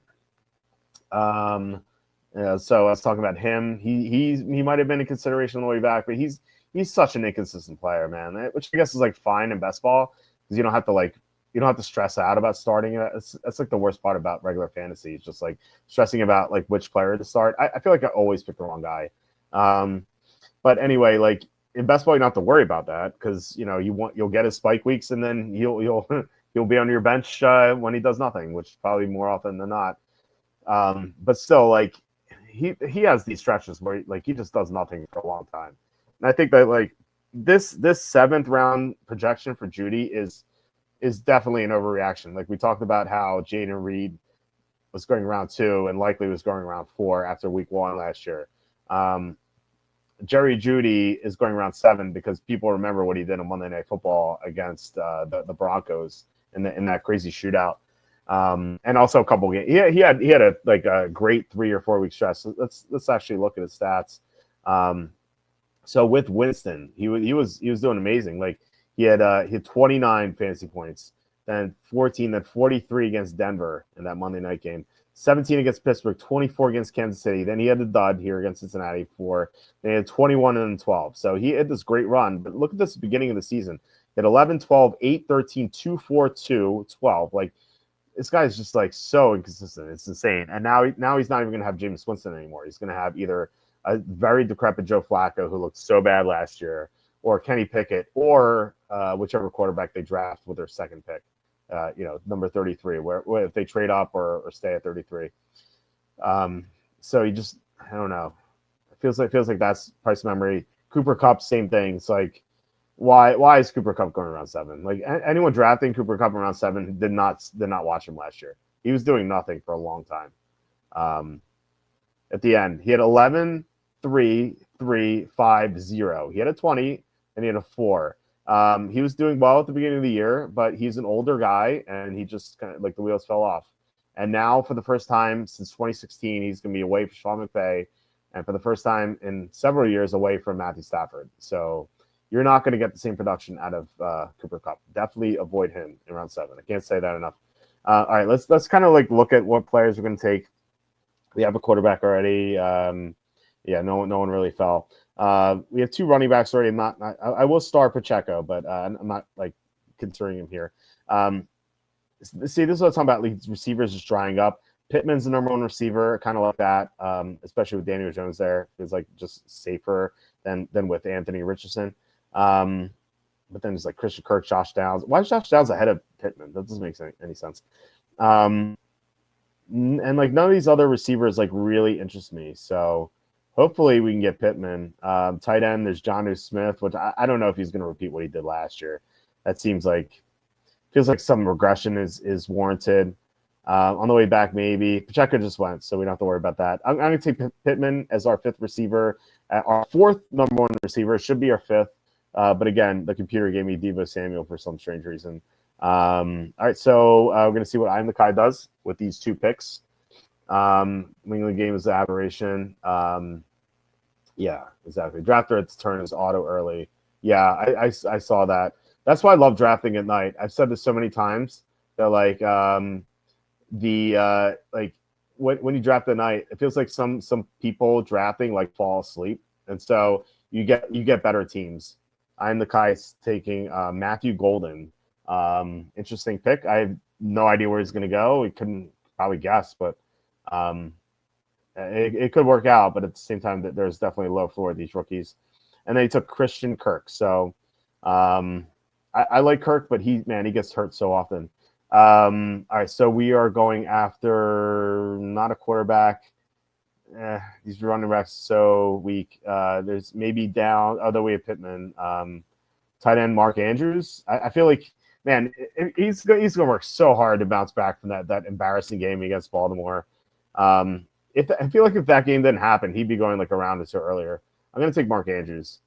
I know we have Zay Flowers. I'm not like stressing about that. I think it's okay.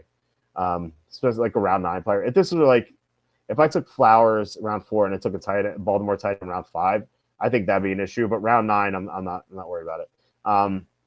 Yeah, like I said, like Andrews is going to be like, this is going to be a great year for him, I think, or at least like a good year. Not what he had last year. He was, remember, early in the season he struggled last year. He was coming off injury, and so he was bound to bounce back. But like given that he embarrassed himself, he had the worst game of his career against Buffalo. The 2 drops and the fumble. He's going to he's gonna come back strong, I think. So I like him to bounce back and just kind of like redeem himself. Hopefully that doesn't lead to a Super Bowl, because I don't really have any exposure to Baltimore in the futures. Actually, I realized I'm like, man, I have nothing on Baltimore. I've been betting some home runs in baseball, and DraftKings has a daily thing where if you have a no sweat home run thing. So if you miss out on a bet, you get a $10 bonus bet. So I've been placing every $10 bonus bet on Ravens futures with like Ravens to beat the Eagles, or Eagles to beat the Ravens, or Ravens to beat the Rams, Rams to beat the Ravens, like those exactas we talked about a week ago. I've been doing that with those $10 bonus bets. So I actually have not like technically bet anything on the Ravens, but I do finally have some exposure to them, which like feels good, because I felt like that was something that could hurt me. So yeah, but anyway, I'm not in love with them at all. Like I think that they're going to have a down, or they're not going to be as good as the Bills or the Chiefs. I think they're clearly number 3. But look, I mean, the third best team in the conference could definitely win the Super Bowl. All right, so let's look at some of these picks. Josh Downs and Joku. I'm glad I took Andrews because a bunch of tight ends went. There's Tucker Kraft. So Butters' heart would be broken twice tonight if you were on the show with me. Stevenson, I like, but we have 2 running backs already. Prescott and Swift go. Swift is interesting because if the Bears take a running back, his stock just plummets. But if they don't, like his round 9 just seems great. The Redskins also misclicked on Deebo. That's funny. That's a good one. I don't know. I mean, like Deebo's good in real life and not so much in fantasy. But yeah, look at Travoli. He took 3 quarterbacks in a row. He took Williams, Murray, and Fields, all runners. I mean, like Williams is not like a great runner, but no, Murray and Fields are. And Murray said he wants to run more this year, which is like good for fantasy, but at the same time, it's like, yeah, I guess he's going to get injured again, So it'll be good when he plays. I don't know how much he's going to play, but it'll be good when he plays. Can we stack any of these guys? Flowers, no. Samuel, no. Shakir, we already did. Reed, Jordan Love taken? I don't believe so. We can take Jordan Love here. We could also take one of the quarterback, the Colts quarterbacks. Is Jordan Love available? Yes, he is. So we could take Jordan Love. No cookie, Jordan Love. Running backs we can get later. We talked about that before. Receivers, And there's nothing here. I'm glad we took 5. Like, this is barren. This is what I was talking about. Like, getting 5 receivers before round 10. Like, you almost have to do it. Goddard's interesting. Going to start him. Though we already have Andrews. We just took Andrews. Yeah. So what else do we have here? Loveland, Kincaid. Kincaid, I kind of like that with Josh Allen. So it's funny that I said you don't need to stack anyone with Josh Allen. I'm stacking with Josh Allen now. And look, if we don't get Jordan Love, I'm not too worried about it. So Justin Herbert goes. Who has the earlier ADP? It is Jordan Love. I'm looking at what I am the Kai has, so he doesn't snipe me. You know what? If we don't get Jordan Love, I don't care. I'd rather stack. Well, I guess this is stack either way, but you know what? I'm going to take Love because I would not mind either of these tight ends. So now watch both these tight ends go. Travis Etienne goes. So I am the Kai. The first draft we did together, I sniped his tight ends. Will he snipe mine? That is where this is very intense. See what he does. Just take both of them. Take Goddard and Kincaid. I'll have to come up with something else. It'll be a good show if you do it, kind of the guy. So we'll see what he does. Running out of time here. 2 seconds. 1. He takes Stroud. Okay. All right, so maybe I'll get one of the tight ends. I would prefer. So he gets Charbonnet. Okay, so he didn't snipe any of my guys. Thank you, I'm the guy. Bigsby goes. Okay, so I get Kincaid. So my wishes have come true. So we stacked Josh Allen with Kincaid and Shakir after I said you don't need to stack Josh Allen, but whatever. So we stacked Jordan Love with Jana Reed, which is nice. Maybe we can get Dontavian Wicks later. Yeah, so anything else stick out here? Likely went round 10. Jordan Mason run 10:07. He went 9:01 in the last draft, so kind of like all over the place, I guess. Maybe not all over the place, but there's a significant difference between 9:01 and 10:07, I think. What else recently? We've had a bunch of quarterbacks here. McCarthy. So I'm glad we took our second quarterback. And I think I'll be looking for one of those Colts bozos later. And you can get Daniel Jones super late, but man, it's so tough. If Daniel Jones is one of your 3 quarterbacks and he doesn't play, then you're kind of really hurting. But if he's your 4th quarterback, you've taken 4 quarterbacks. So I don't know what to make of it. So yeah, but I mean it's whatever. It's round 19, round 20. If he's your 4th quarterback, you take him that late. It's okay. So I almost want him to be the 4th quarterback instead of the 3rd because you just don't know if he's going to play. But he has proven in the past that if he plays, he can produce at a high level fantasy wise. Not in real life, not for wins and losses, but for fantasy, he can run for a bunch of yards and touchdowns. So yeah, let's see if Travoli takes his 4th quarterback in a row here, which I think is a fine portion of the draft to take quarterbacks. So I'm not dogging on him. I just think it's funny to see 3 quarterbacks in a row. Which I think I've probably done that. So he takes Marvin Mims Jr., who haunted me in DraftKings Rainmakers. Felt like every time I open a Rainmakers pack, and Kenny can attest to this, it was Marvin Mims. And at the time, it hurts. But yeah, it still hurts because by the time he was good, I didn't have those cards anymore because they canceled Rainmakers, which is insanely dumb what they did. I can't believe they canceled Rainmakers for what went down in the court case. I don't know. Whatever. I'm looking on the TV right now because I had the Kings Mavericks game on. It says the line for Atlanta and Miami is Atlanta -4.5. I think I'm definitely looking at Miami. Miami's playing so much better recently. They really struggled after trading Jimmy Butler, but then they found their way. I think they're 9-4 in their past 13 games. Their defense is really good. Their defense is much better than Atlanta's. That's one of the reasons why we bet them tonight against Chicago. Their defense was so much better than Chicago's, and same thing with Atlanta. Atlanta's defense sucks. So I think people kind of underrate that. Why is Miami an underdog to Atlanta? Miami's better. I know the game's in Atlanta, but still, Miami's just a better team. All right, so Drake May goes. We don't need a 3rd quarterback yet. Let's start looking at players here.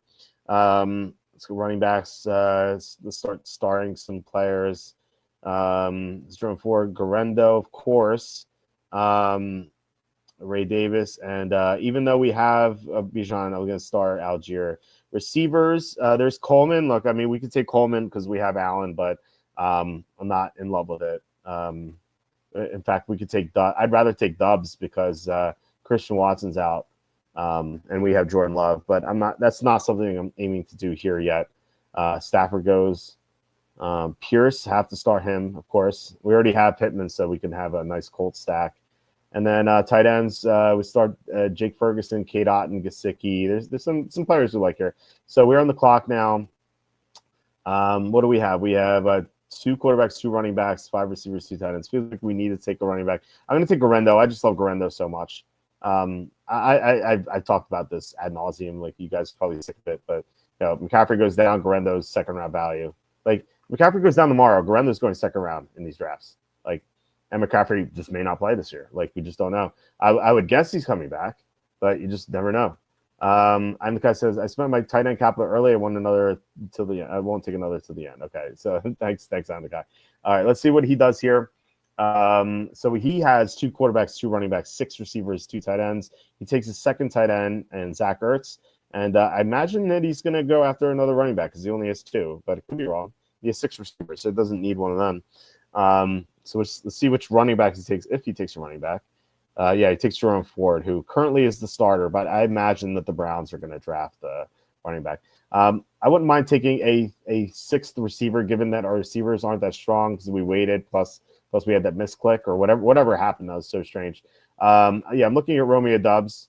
Alec Pierce is more upside, but like Romeo Doubs can have some big games. There's no Watson, and we have Jordan Love. So I think I'm going to take Doubs here. And yeah, we have our 6th receiver, so I'm feeling a little bit safer receiver. But I wouldn't mind if our 7th receiver is a little strong too, to kind of make up for what we did earlier. Yeah, okay, so yeah, yeah, I like on the Kai's picks with Ertz. Ertz could have one good year in remaining, and then Ford, like I said, even if they draft a running back, like Ford is still going to be in the mix. Like, they're not just suddenly going to give the rookie all the carries. Like, some people think that's always going to happen. And, sometimes it does. But, I think it's more likely that, it's kind of like going to be a timeshare, like 60-40 Ford to, the running back in the second round or the third round. If it's third round, it's probably like more 65-35. Here we go. I said 3 quarterbacks in a row is unusual. We have this twice with T-Bear and M. Stockton. We have Tua, Stafford, and Ward, which is, I don't like Tua, but the other 2 I like. And then Matt McCarthy, Lawrence, and Young. I like the first 2, but not Bryce Young. It seems like you don't need to take Bryce Young if you took these 2 guys. Like, what's Bryce Young going to do? Like, what was his I know he had some good games, I think. Yeah, he had 36 against Atlanta. That was a shootout in the final season, final game of the season. 27 against Arizona, 23 against Tampa. Let's look at all 20-plus games he had. That was 3. He only had 3. And I know he missed time, too, so he got benched, and then he came back. We only had 3 20-point performances last year. Feels like there could be more this year, but at the same time, like there's not much upside to Bryce Young, sadly, despite what David Tepper once thought. He's just not very good, and he's short. It's too short. So yeah, kind of wild that the coaches, all the Panthers coaches were so excited when the trade happened. They all thought they're going to get Stroud, and then Tapper's like, no. Oh, Tepper, not Tapper.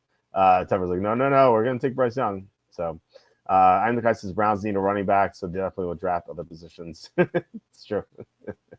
Yeah, you can't count on the Browns to make a logical move, right? So we're in the 14th round now. Looking at tight ends and quarterbacks, I guess. We have 3 running backs, so we need more, but it feels like we can wait another round. Although it's worth looking at what the other guys have. So the other 2 guys who are drafting in between my picks, Black 16 has 6 running backs. He only has 1 tight end, so I think that's an indication that we should draft the tight end. And he has 4 receivers, so it feels like he's going to draft a receiver or a tight end. Which, like, we have 6 receivers, so we don't need one right now, but we do need a third tight end. So I'm interested in that. Or a third quarterback, but Black 16 and I'm the Kai both have two quarterbacks. So they may not necessarily take one. They definitely could. So that's kind of neutral, but we do know that Black 16 needs another tight end. So if we're looking at a tight end, if there are any good ones, I think we should take one at 1410 instead of waiting for one at 1503. Although Gesicki just went, Ferguson Gesicki just went. Like those are the two I was looking at. So we may not take one. Richardson just went. That's kind of a heartbreaker. Although Jacket, that's his fourth quarterback. Like, what are you doing, dude? Like if you take Hurts at 404, what are you doing taking Goff at 709? That's stupid. Like you can take one of these guys, that's fine, but like two, like why are you wasting your picks? Like you wasted like your leverage here. You took a quarterback, and that just means you can wait. And then why are you taking Goff and then Knicks, and then you took Richardson? That's just like wasting draft capital. You also took 4 tight ends so far. You took Laporta and then Ingram, Goddard, and Ferguson. Again, if you take a tight end at round 5, you don't need to take all these tight ends. Like, yeah, 2 makes sense later. You can take 1 here and maybe 1 here. Like Ingram and Goddard, that's such a waste. Like I don't understand what this guy's doing. Jack, and I'm sorry if you're watching this. Like, we've had before people drafting and watching at the same time, but that's, man, you can't do that, dude. It's just kind of irresponsible drafting. Like, who is receivers? He has 3 receivers. It's Rashad Bateman. Neighbors is great, and Wilson's good. Then that's it. He has Bateman. Like Bateman sucks. All the tight ends went, so I don't have to sweat that, I guess. Ray Davis went. The only guy I have left who's started is Tyler Algier. So that kind of sucks because I have Bijan, but still, I think I'm going to take him. Let's look at tight ends. There's Freiermuth, Strange, Henry. These guys are all right. I'm not like crazy about them. Quarterbacks, we need one more. No one really stands out. So yeah, just going to take Algier, I guess. See what happens. So we have 4 running backs now. We need at least 2 more. So we're wondering what Black was going to do. He took Hopkins, so that's his 5th receiver. So we talked about before how we needed a receiver. I am the Kai can pretty much do anything, I think, at this point. He needs a 4th running back, but not necessarily now.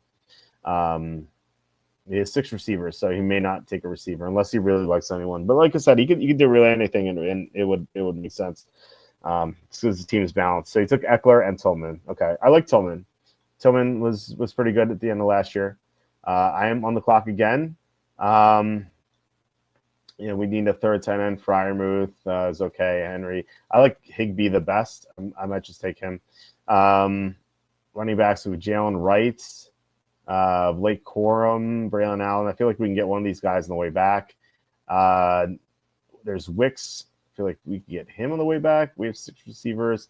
I'm going to take Higbee. I think that like he could just have a huge year. So we have Andrews, Kincaid, and Higbee as our tight ends. So that kind of closes out what we're going to do with tight end.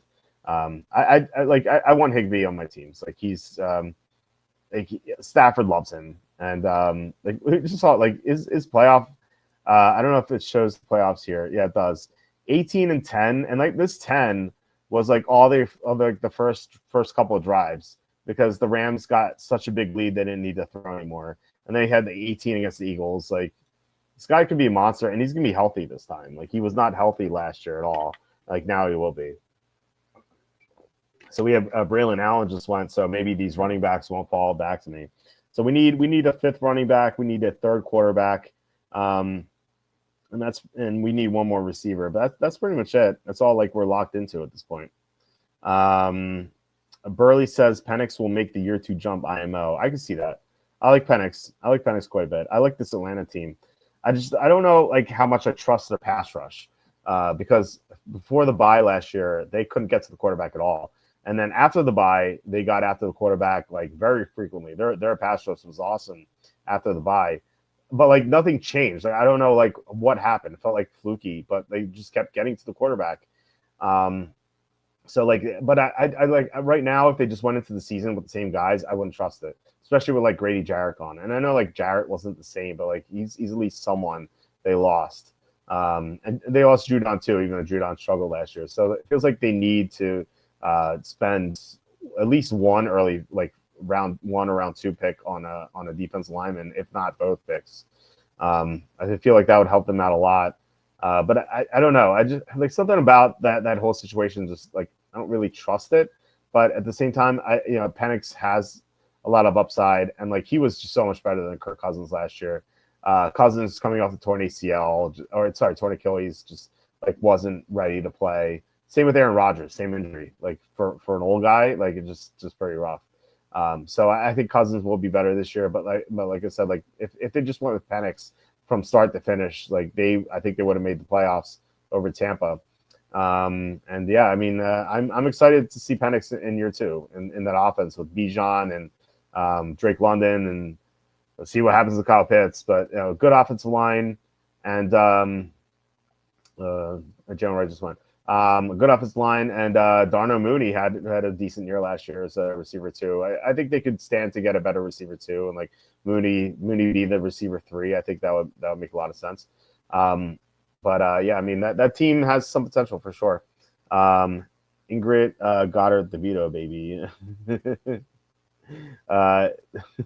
Yeah, exactly. All right, so Jalen Wright goes. Jalen Coker goes 1601. Not sure what to make of that. Devin Neal. So we're talking about the running backs. So let's see who we have left. I off the top of my head, I know Justice Hill is there. We can X out Henry. We're not going to take a tight end. There's Blake Corum. There's Justice Hill, as I pointed out before. And Corum just went. So maybe we need to like pray that Justice Hill falls back to us. Giddens just goes. Damian Martinez is kind of interesting. I think he's a round 3 or round 4 guy. Again, like these rookies, you just don't know. But like once you get to round 16, like there's really no downside. There's Ollie Gordon. I like him. I like Will Shipley too. Like if Barkley goes down, Shipley's like with Gainwell gone, like Shipley is definitely the guy. I like him. I think he's like he's not in the category of Algier or Garendo because like Algier is going to get touches no matter what, and Garendo has a high chance of starting because McCaffrey's so injury prone. But Shipley is like, so he's a tier below that because like he's not going to get much until Barkley goes down, or if Barkley goes down. But Shipley is like if Barkley goes down, like Shipley is going to produce like a 3rd rounder. So he's someone that like I would like to have on my teams. Now I don't want to take him here. Damian Martinez just went, but he's someone that needs to be considered like in the final rounds of the draft. So the receivers, Wicks is still there.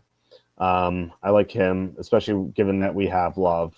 And so we still need a 3rd quarterback too. But like who takes Shore Sanders, Russell Wilson, Aaron Rodgers? Like Derek Carr's gonna be out. Like there's really no one at this point that I want. So Justice Hill just went. So I was so wrong about these running backs. None of them came back. So yeah, just it's always funny how that happens. Like you expect stuff to happen and it doesn't. Russell Wilson goes. So let's just take Wicks right now, and worry about us. So we worry about the other stuff later. So we have Wicks here. So we're kind of done receiver. We could take one more, but pretty much done receiver. So we need a quarterback and 2 running backs. Juwan Johnson goes. So Black took his 2nd tight end as we kind of predicted the last time. He took his 2 receivers. So I'm the Kai is up. We'll see what he does. And he has 7 seconds left. So it's time ticking down. So he takes Dalton Schultz as his 3rd tight end. Don't mind Dalton Schultz there. Feels like he just had such a bad year last year. Feels like he should bounce back. But yeah, I think it's a fine pick. And then we'll see what he does with his 17th round. We start 1701 here. He takes a Miles Sanders for the Cowboys. And then Jackson Dart goes. So I thought I would maybe get Shipley on the way back. But given that like all the running backs went, and we definitely need at least 2 more running backs, I'm kind of like priced into taking Shipley here. So I will draft Will Shipley a little earlier than I wanted to, but it's just like a bummer that we didn't get any of the running backs we wanted. Like I was looking at after the Higbee pick, I was looking at Braylon Allen went, Benson maybe he goes, Jalen Wright, I liked him, he goes, Blake Corum, I liked him, he goes, Damian Martinez goes, Justice Hill goes. So all these guys just went. So that's a little upsetting. I mean, look, it's the 16th round. It's not like not like heartbreaking or anything, but it is like it's a little frustrating that like I wanted all these guys and they're gone, but you just can't count on it happening. Anyway, a bunch of rookies going now. And yeah, we have 3.5 rounds to go, and we're going to be completed our second best ball draft for tonight. Hope you guys like watching these. They're a lot of fun to do. It'd be cool if we got a bunch of people on here to do the best ball together. Like, you know, I'm the Kai's on. If like some of the other guys want to hop in, I think that'd be a lot of fun. Of course, we would know like who everyone is picking, but still, Derek Carr just went. I don't know if Meckel 45 heard the news, but Derek Carr is in danger of missing all of 2025. So it's not even like a good value because Derek Carr is going around 15 before that news. So you're getting like at a 2-round discount. It doesn't seem worth it. Amari Cooper and Yuskevich goes. It's kind of funny because we were considering one of the two in our last draft, but we have 7 receivers now, so we don't really need one of them. I don't know. Maybe I caught what Kenny has in my throat. It's kind of was getting to me there. Yeah. So Tank Dell goes. A bunch of guys are going to miss all 2025. Just went in this round. Tank Dell and Derek Carr, and who knows? Cooper is so injured last year too. Damari Douglas kicks off 1801. He's so much better in regular DFS than he is in best ball. Like regular DFS, you spend 4,000 on Damari Douglas and he scores 10 points. You're gonna be happy. In best ball, he's like never gonna crack your lineup at 10 points unless like it's a colossal bye week or something. So yeah, it's just not great to take him. If you need like a safe guy, if you have a bunch of risky players early, I could get it. But yeah, just you can't really count on him producing for you in best ball. It's kind of funny how different it is. Like even though it's on the same platform, DraftKings, but yeah, you just can't count on it. All right, so Jalen Tolbert goes. Don't know what to make of that. I mean, it feels like Dallas is going to take a receiver at some point early. Like we had a mock draft with Charlie yesterday. We had what's his face? Charlie took Matthew Golden there. In my mock draft, I have the Cowboys taking Tedaro and McMillan. Although it sounds like he's gonna drop. That's what Charlie was talking about. How McMillan could drop. It's kind of surprising to me. I don't really understand it. Like to me, he's clearly the receiver one in this class. I don't think Golden is that good. I mean, he's one of those like workout warriors. He just had like a great like workout with his 40 and stuff like that. But like he just wasn't that good in college. I don't like he had a 3 or 4 or 5 game stretch where he's awesome. But like outside of that, like he just didn't do much. So I don't know. I think he's being overdrafted just in workouts, which like does not have a good track record. I mean, look at John Ross. Like he ran his awesome 40, and the Bengals took him in the top 10, and he just was a huge bust. So, so all right. So I'm up now. Ollie Gordon just goes. We need another running back. Elijah Mitchell is on my radar as someone who could take over the job if Pacheco goes down. We need a third quarterback. There's Flacco. There's Daniel Jones, I guess. We could just take him, see what happens. We have our receivers ready. No, I'm going to take Daniel Jones because we need a third quarterback, and we have Michael Pittman Jr. So yeah, it feel great to have Jones as the third quarterback, but that's kind of like what happened. And plus, like with Josh Allen, as long as he stays healthy, he's probably going to be the top scoring quarterback, right? So you don't really need to stress out about that. Now he does have some down games for sure, as everyone does, but I think someone just went. Elijah Mitchell just went. So We definitely need a sixth running back. Let's see if we can come up with anyone. Estime, Marshawn Lloyd, Gus Edwards, McLaughlin. Is Gainwell, but they're going to draft a running back. P. Ryan, Sincere McCormick. You know what? I think he's all the way down here, but Zach Moss, I think this is the answer because he is the clear RB2 in Cincinnati, and that's a great offense. And if Chase Brown's the one, I mean, Zach Moss was the guy who got hurt last year. What if Chase Brown goes down this year? It's gonna be the Zach Moss show. So he's one of these like Will Shipley type of guys who's like he's not going to touch the ball that much, but and actually like he might get the goal line touches actually, but still like if the starter ahead of him goes down, like he's going to be a big producer. So kind of like that. And the guy says I've been looking at to RB2s further down like Sanders and Pierce. Yeah, I feel the same way on the Kai like. These round, it feels like the round 13 onward is like the sweet spot. I know you took Charbonnet here, and I took Garendo around 12, but like look at round 13 to round 16, 17. Like you have Ford, you have I guess Doodle qualifies. Dobbins is gonna be on the team, but you have Ray Davis, Algier, Eckler, Benson, Jalen Wright, Blake Corum, Justice Hill. I don't like Miles Sanders. I know you took him. I don't like Miles Sanders. I do like Elijah Mitchell. Will Shipley, like Ollie Gordon maybe, depends on where he goes. Kendry Miller maybe, like Zach Moss. Like all these guys have like insane upside because the starter goes down ahead of them. Like they're going to be big producers, and running backs tend to get hurt. So like I feel like you definitely need to draft at least like 3 of these guys. In this range, like round 13 onward. So I got Algier, Shipley, Moss. You got 4 of these guys. You got Ford, Eckler, Sanders, and Mitchell. So I think like it's part of the reason why I don't think you should draft running back often early. Now I do think you need at least one in the top 6 rounds. Like you took Aaron Jones. I ended up with Robinson and Irving. So at least like 1 or 2 in the first 6 rounds, or like at least 2 in the first 8. I'd say 1 in the first 6 and like 2 in the first 8 or 9, and then you just go nuts with it toward the end. Like I think like kind of like a double hero sort of thing. Not really here. It's like a hero plus sidekick, I guess you want to call it. I think I says I don't like J. Will or Miles Sanders, but I don't like them equally.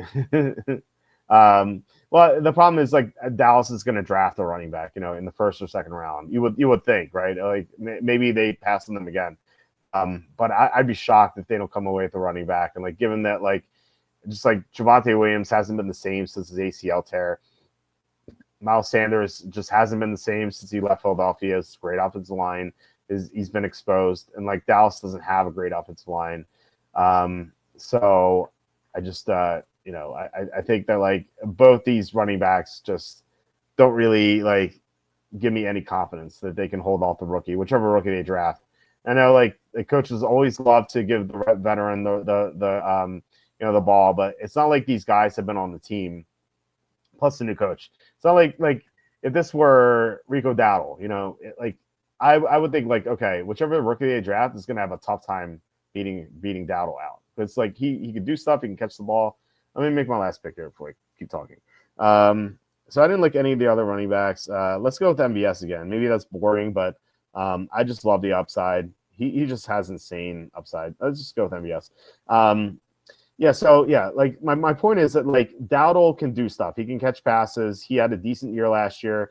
If it's a rookie versus Dowdle, I'd be like Dowdle first half of the year.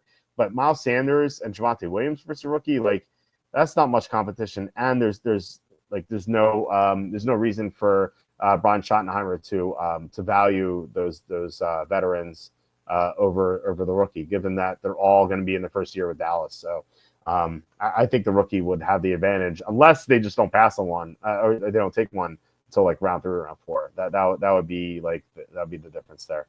All right, so real quick to recap, this is a draft where we waited on receiver until round 4. So, but we ended up with Zay Flowers. This Devo pick should have been Metcalf, I think. It is a misclick. But I got Shakir, Jaden Reed, Pittman. 4 out of these 5 are receiver ones, which I like. And then Dubs and then Wicks at the end to pair with Jordan Love. He's one of our 3 quarterbacks. Jordan Love, Josh Allen, and Indiana Jones here. I like that nickname. Josh Allen, we stacked him with Shakir and Kincaid. We stacked Jordan Love with Dubs and Wicks, and we stacked Daniel Jones with Michael Pittman Jr. So important to have those stacks. Our running backs are awesome at the top, Bijan and Bucky Irving. And then we have a bunch of high upside guys, Gorendo, Algier, Shipley, and Moss. All those guys are just one injury away from being like round 2, round 3, or round 4 production. And then our tight ends, Andrews, which I think is going to bounce back greatly after embarrassing himself, Kincaid and Higbee. So I like our tight end group, despite like not having any elite players. I think all those 3 are very good players. So all of whom were going earlier last year, not Higbee because he was injured, but like Kincaid and Andrews were going much earlier last year. Higbee was going much earlier 2 years ago. So I think we're like buying low on these 3 guys. So I like that. But yeah, so we're over 2 hours here. So guys, thank you so much for watching, commenting. I really appreciate it. Thank you so much, especially to John Sanders for the 411 super chat. Thank you so much, John, for your support as always. But yeah, we're going to be back tomorrow. Ben Wassley will be on. We'll be discussing more NFL draft stuff. So yeah, tune in then. And then Saturday, we're going to have Tom on the show, which is always fun. And then next week, we're going to have all the shows except for Saturday because day 3 of the draft is so draining and we have no energy. Plus, I'm going to have to do my team grades as well, so I'll be busy doing that. But yeah, Tuesday, Wednesday, Thursday, we'll have shows. Thursday after the first round of the draft, obviously, we'll do draft grades. But Tuesday, we'll do our draft draft odds show, which is usually our most watched show of the year. And then Wednesday, we'll preview the draft a little bit more. So yeah, guys, once again, thank you so much for watching. Please hit like, subscribe, comment below, share this video. Visit the link in the description of the merch store. I will be back on tomorrow night, and hope you guys have a great night, and I'll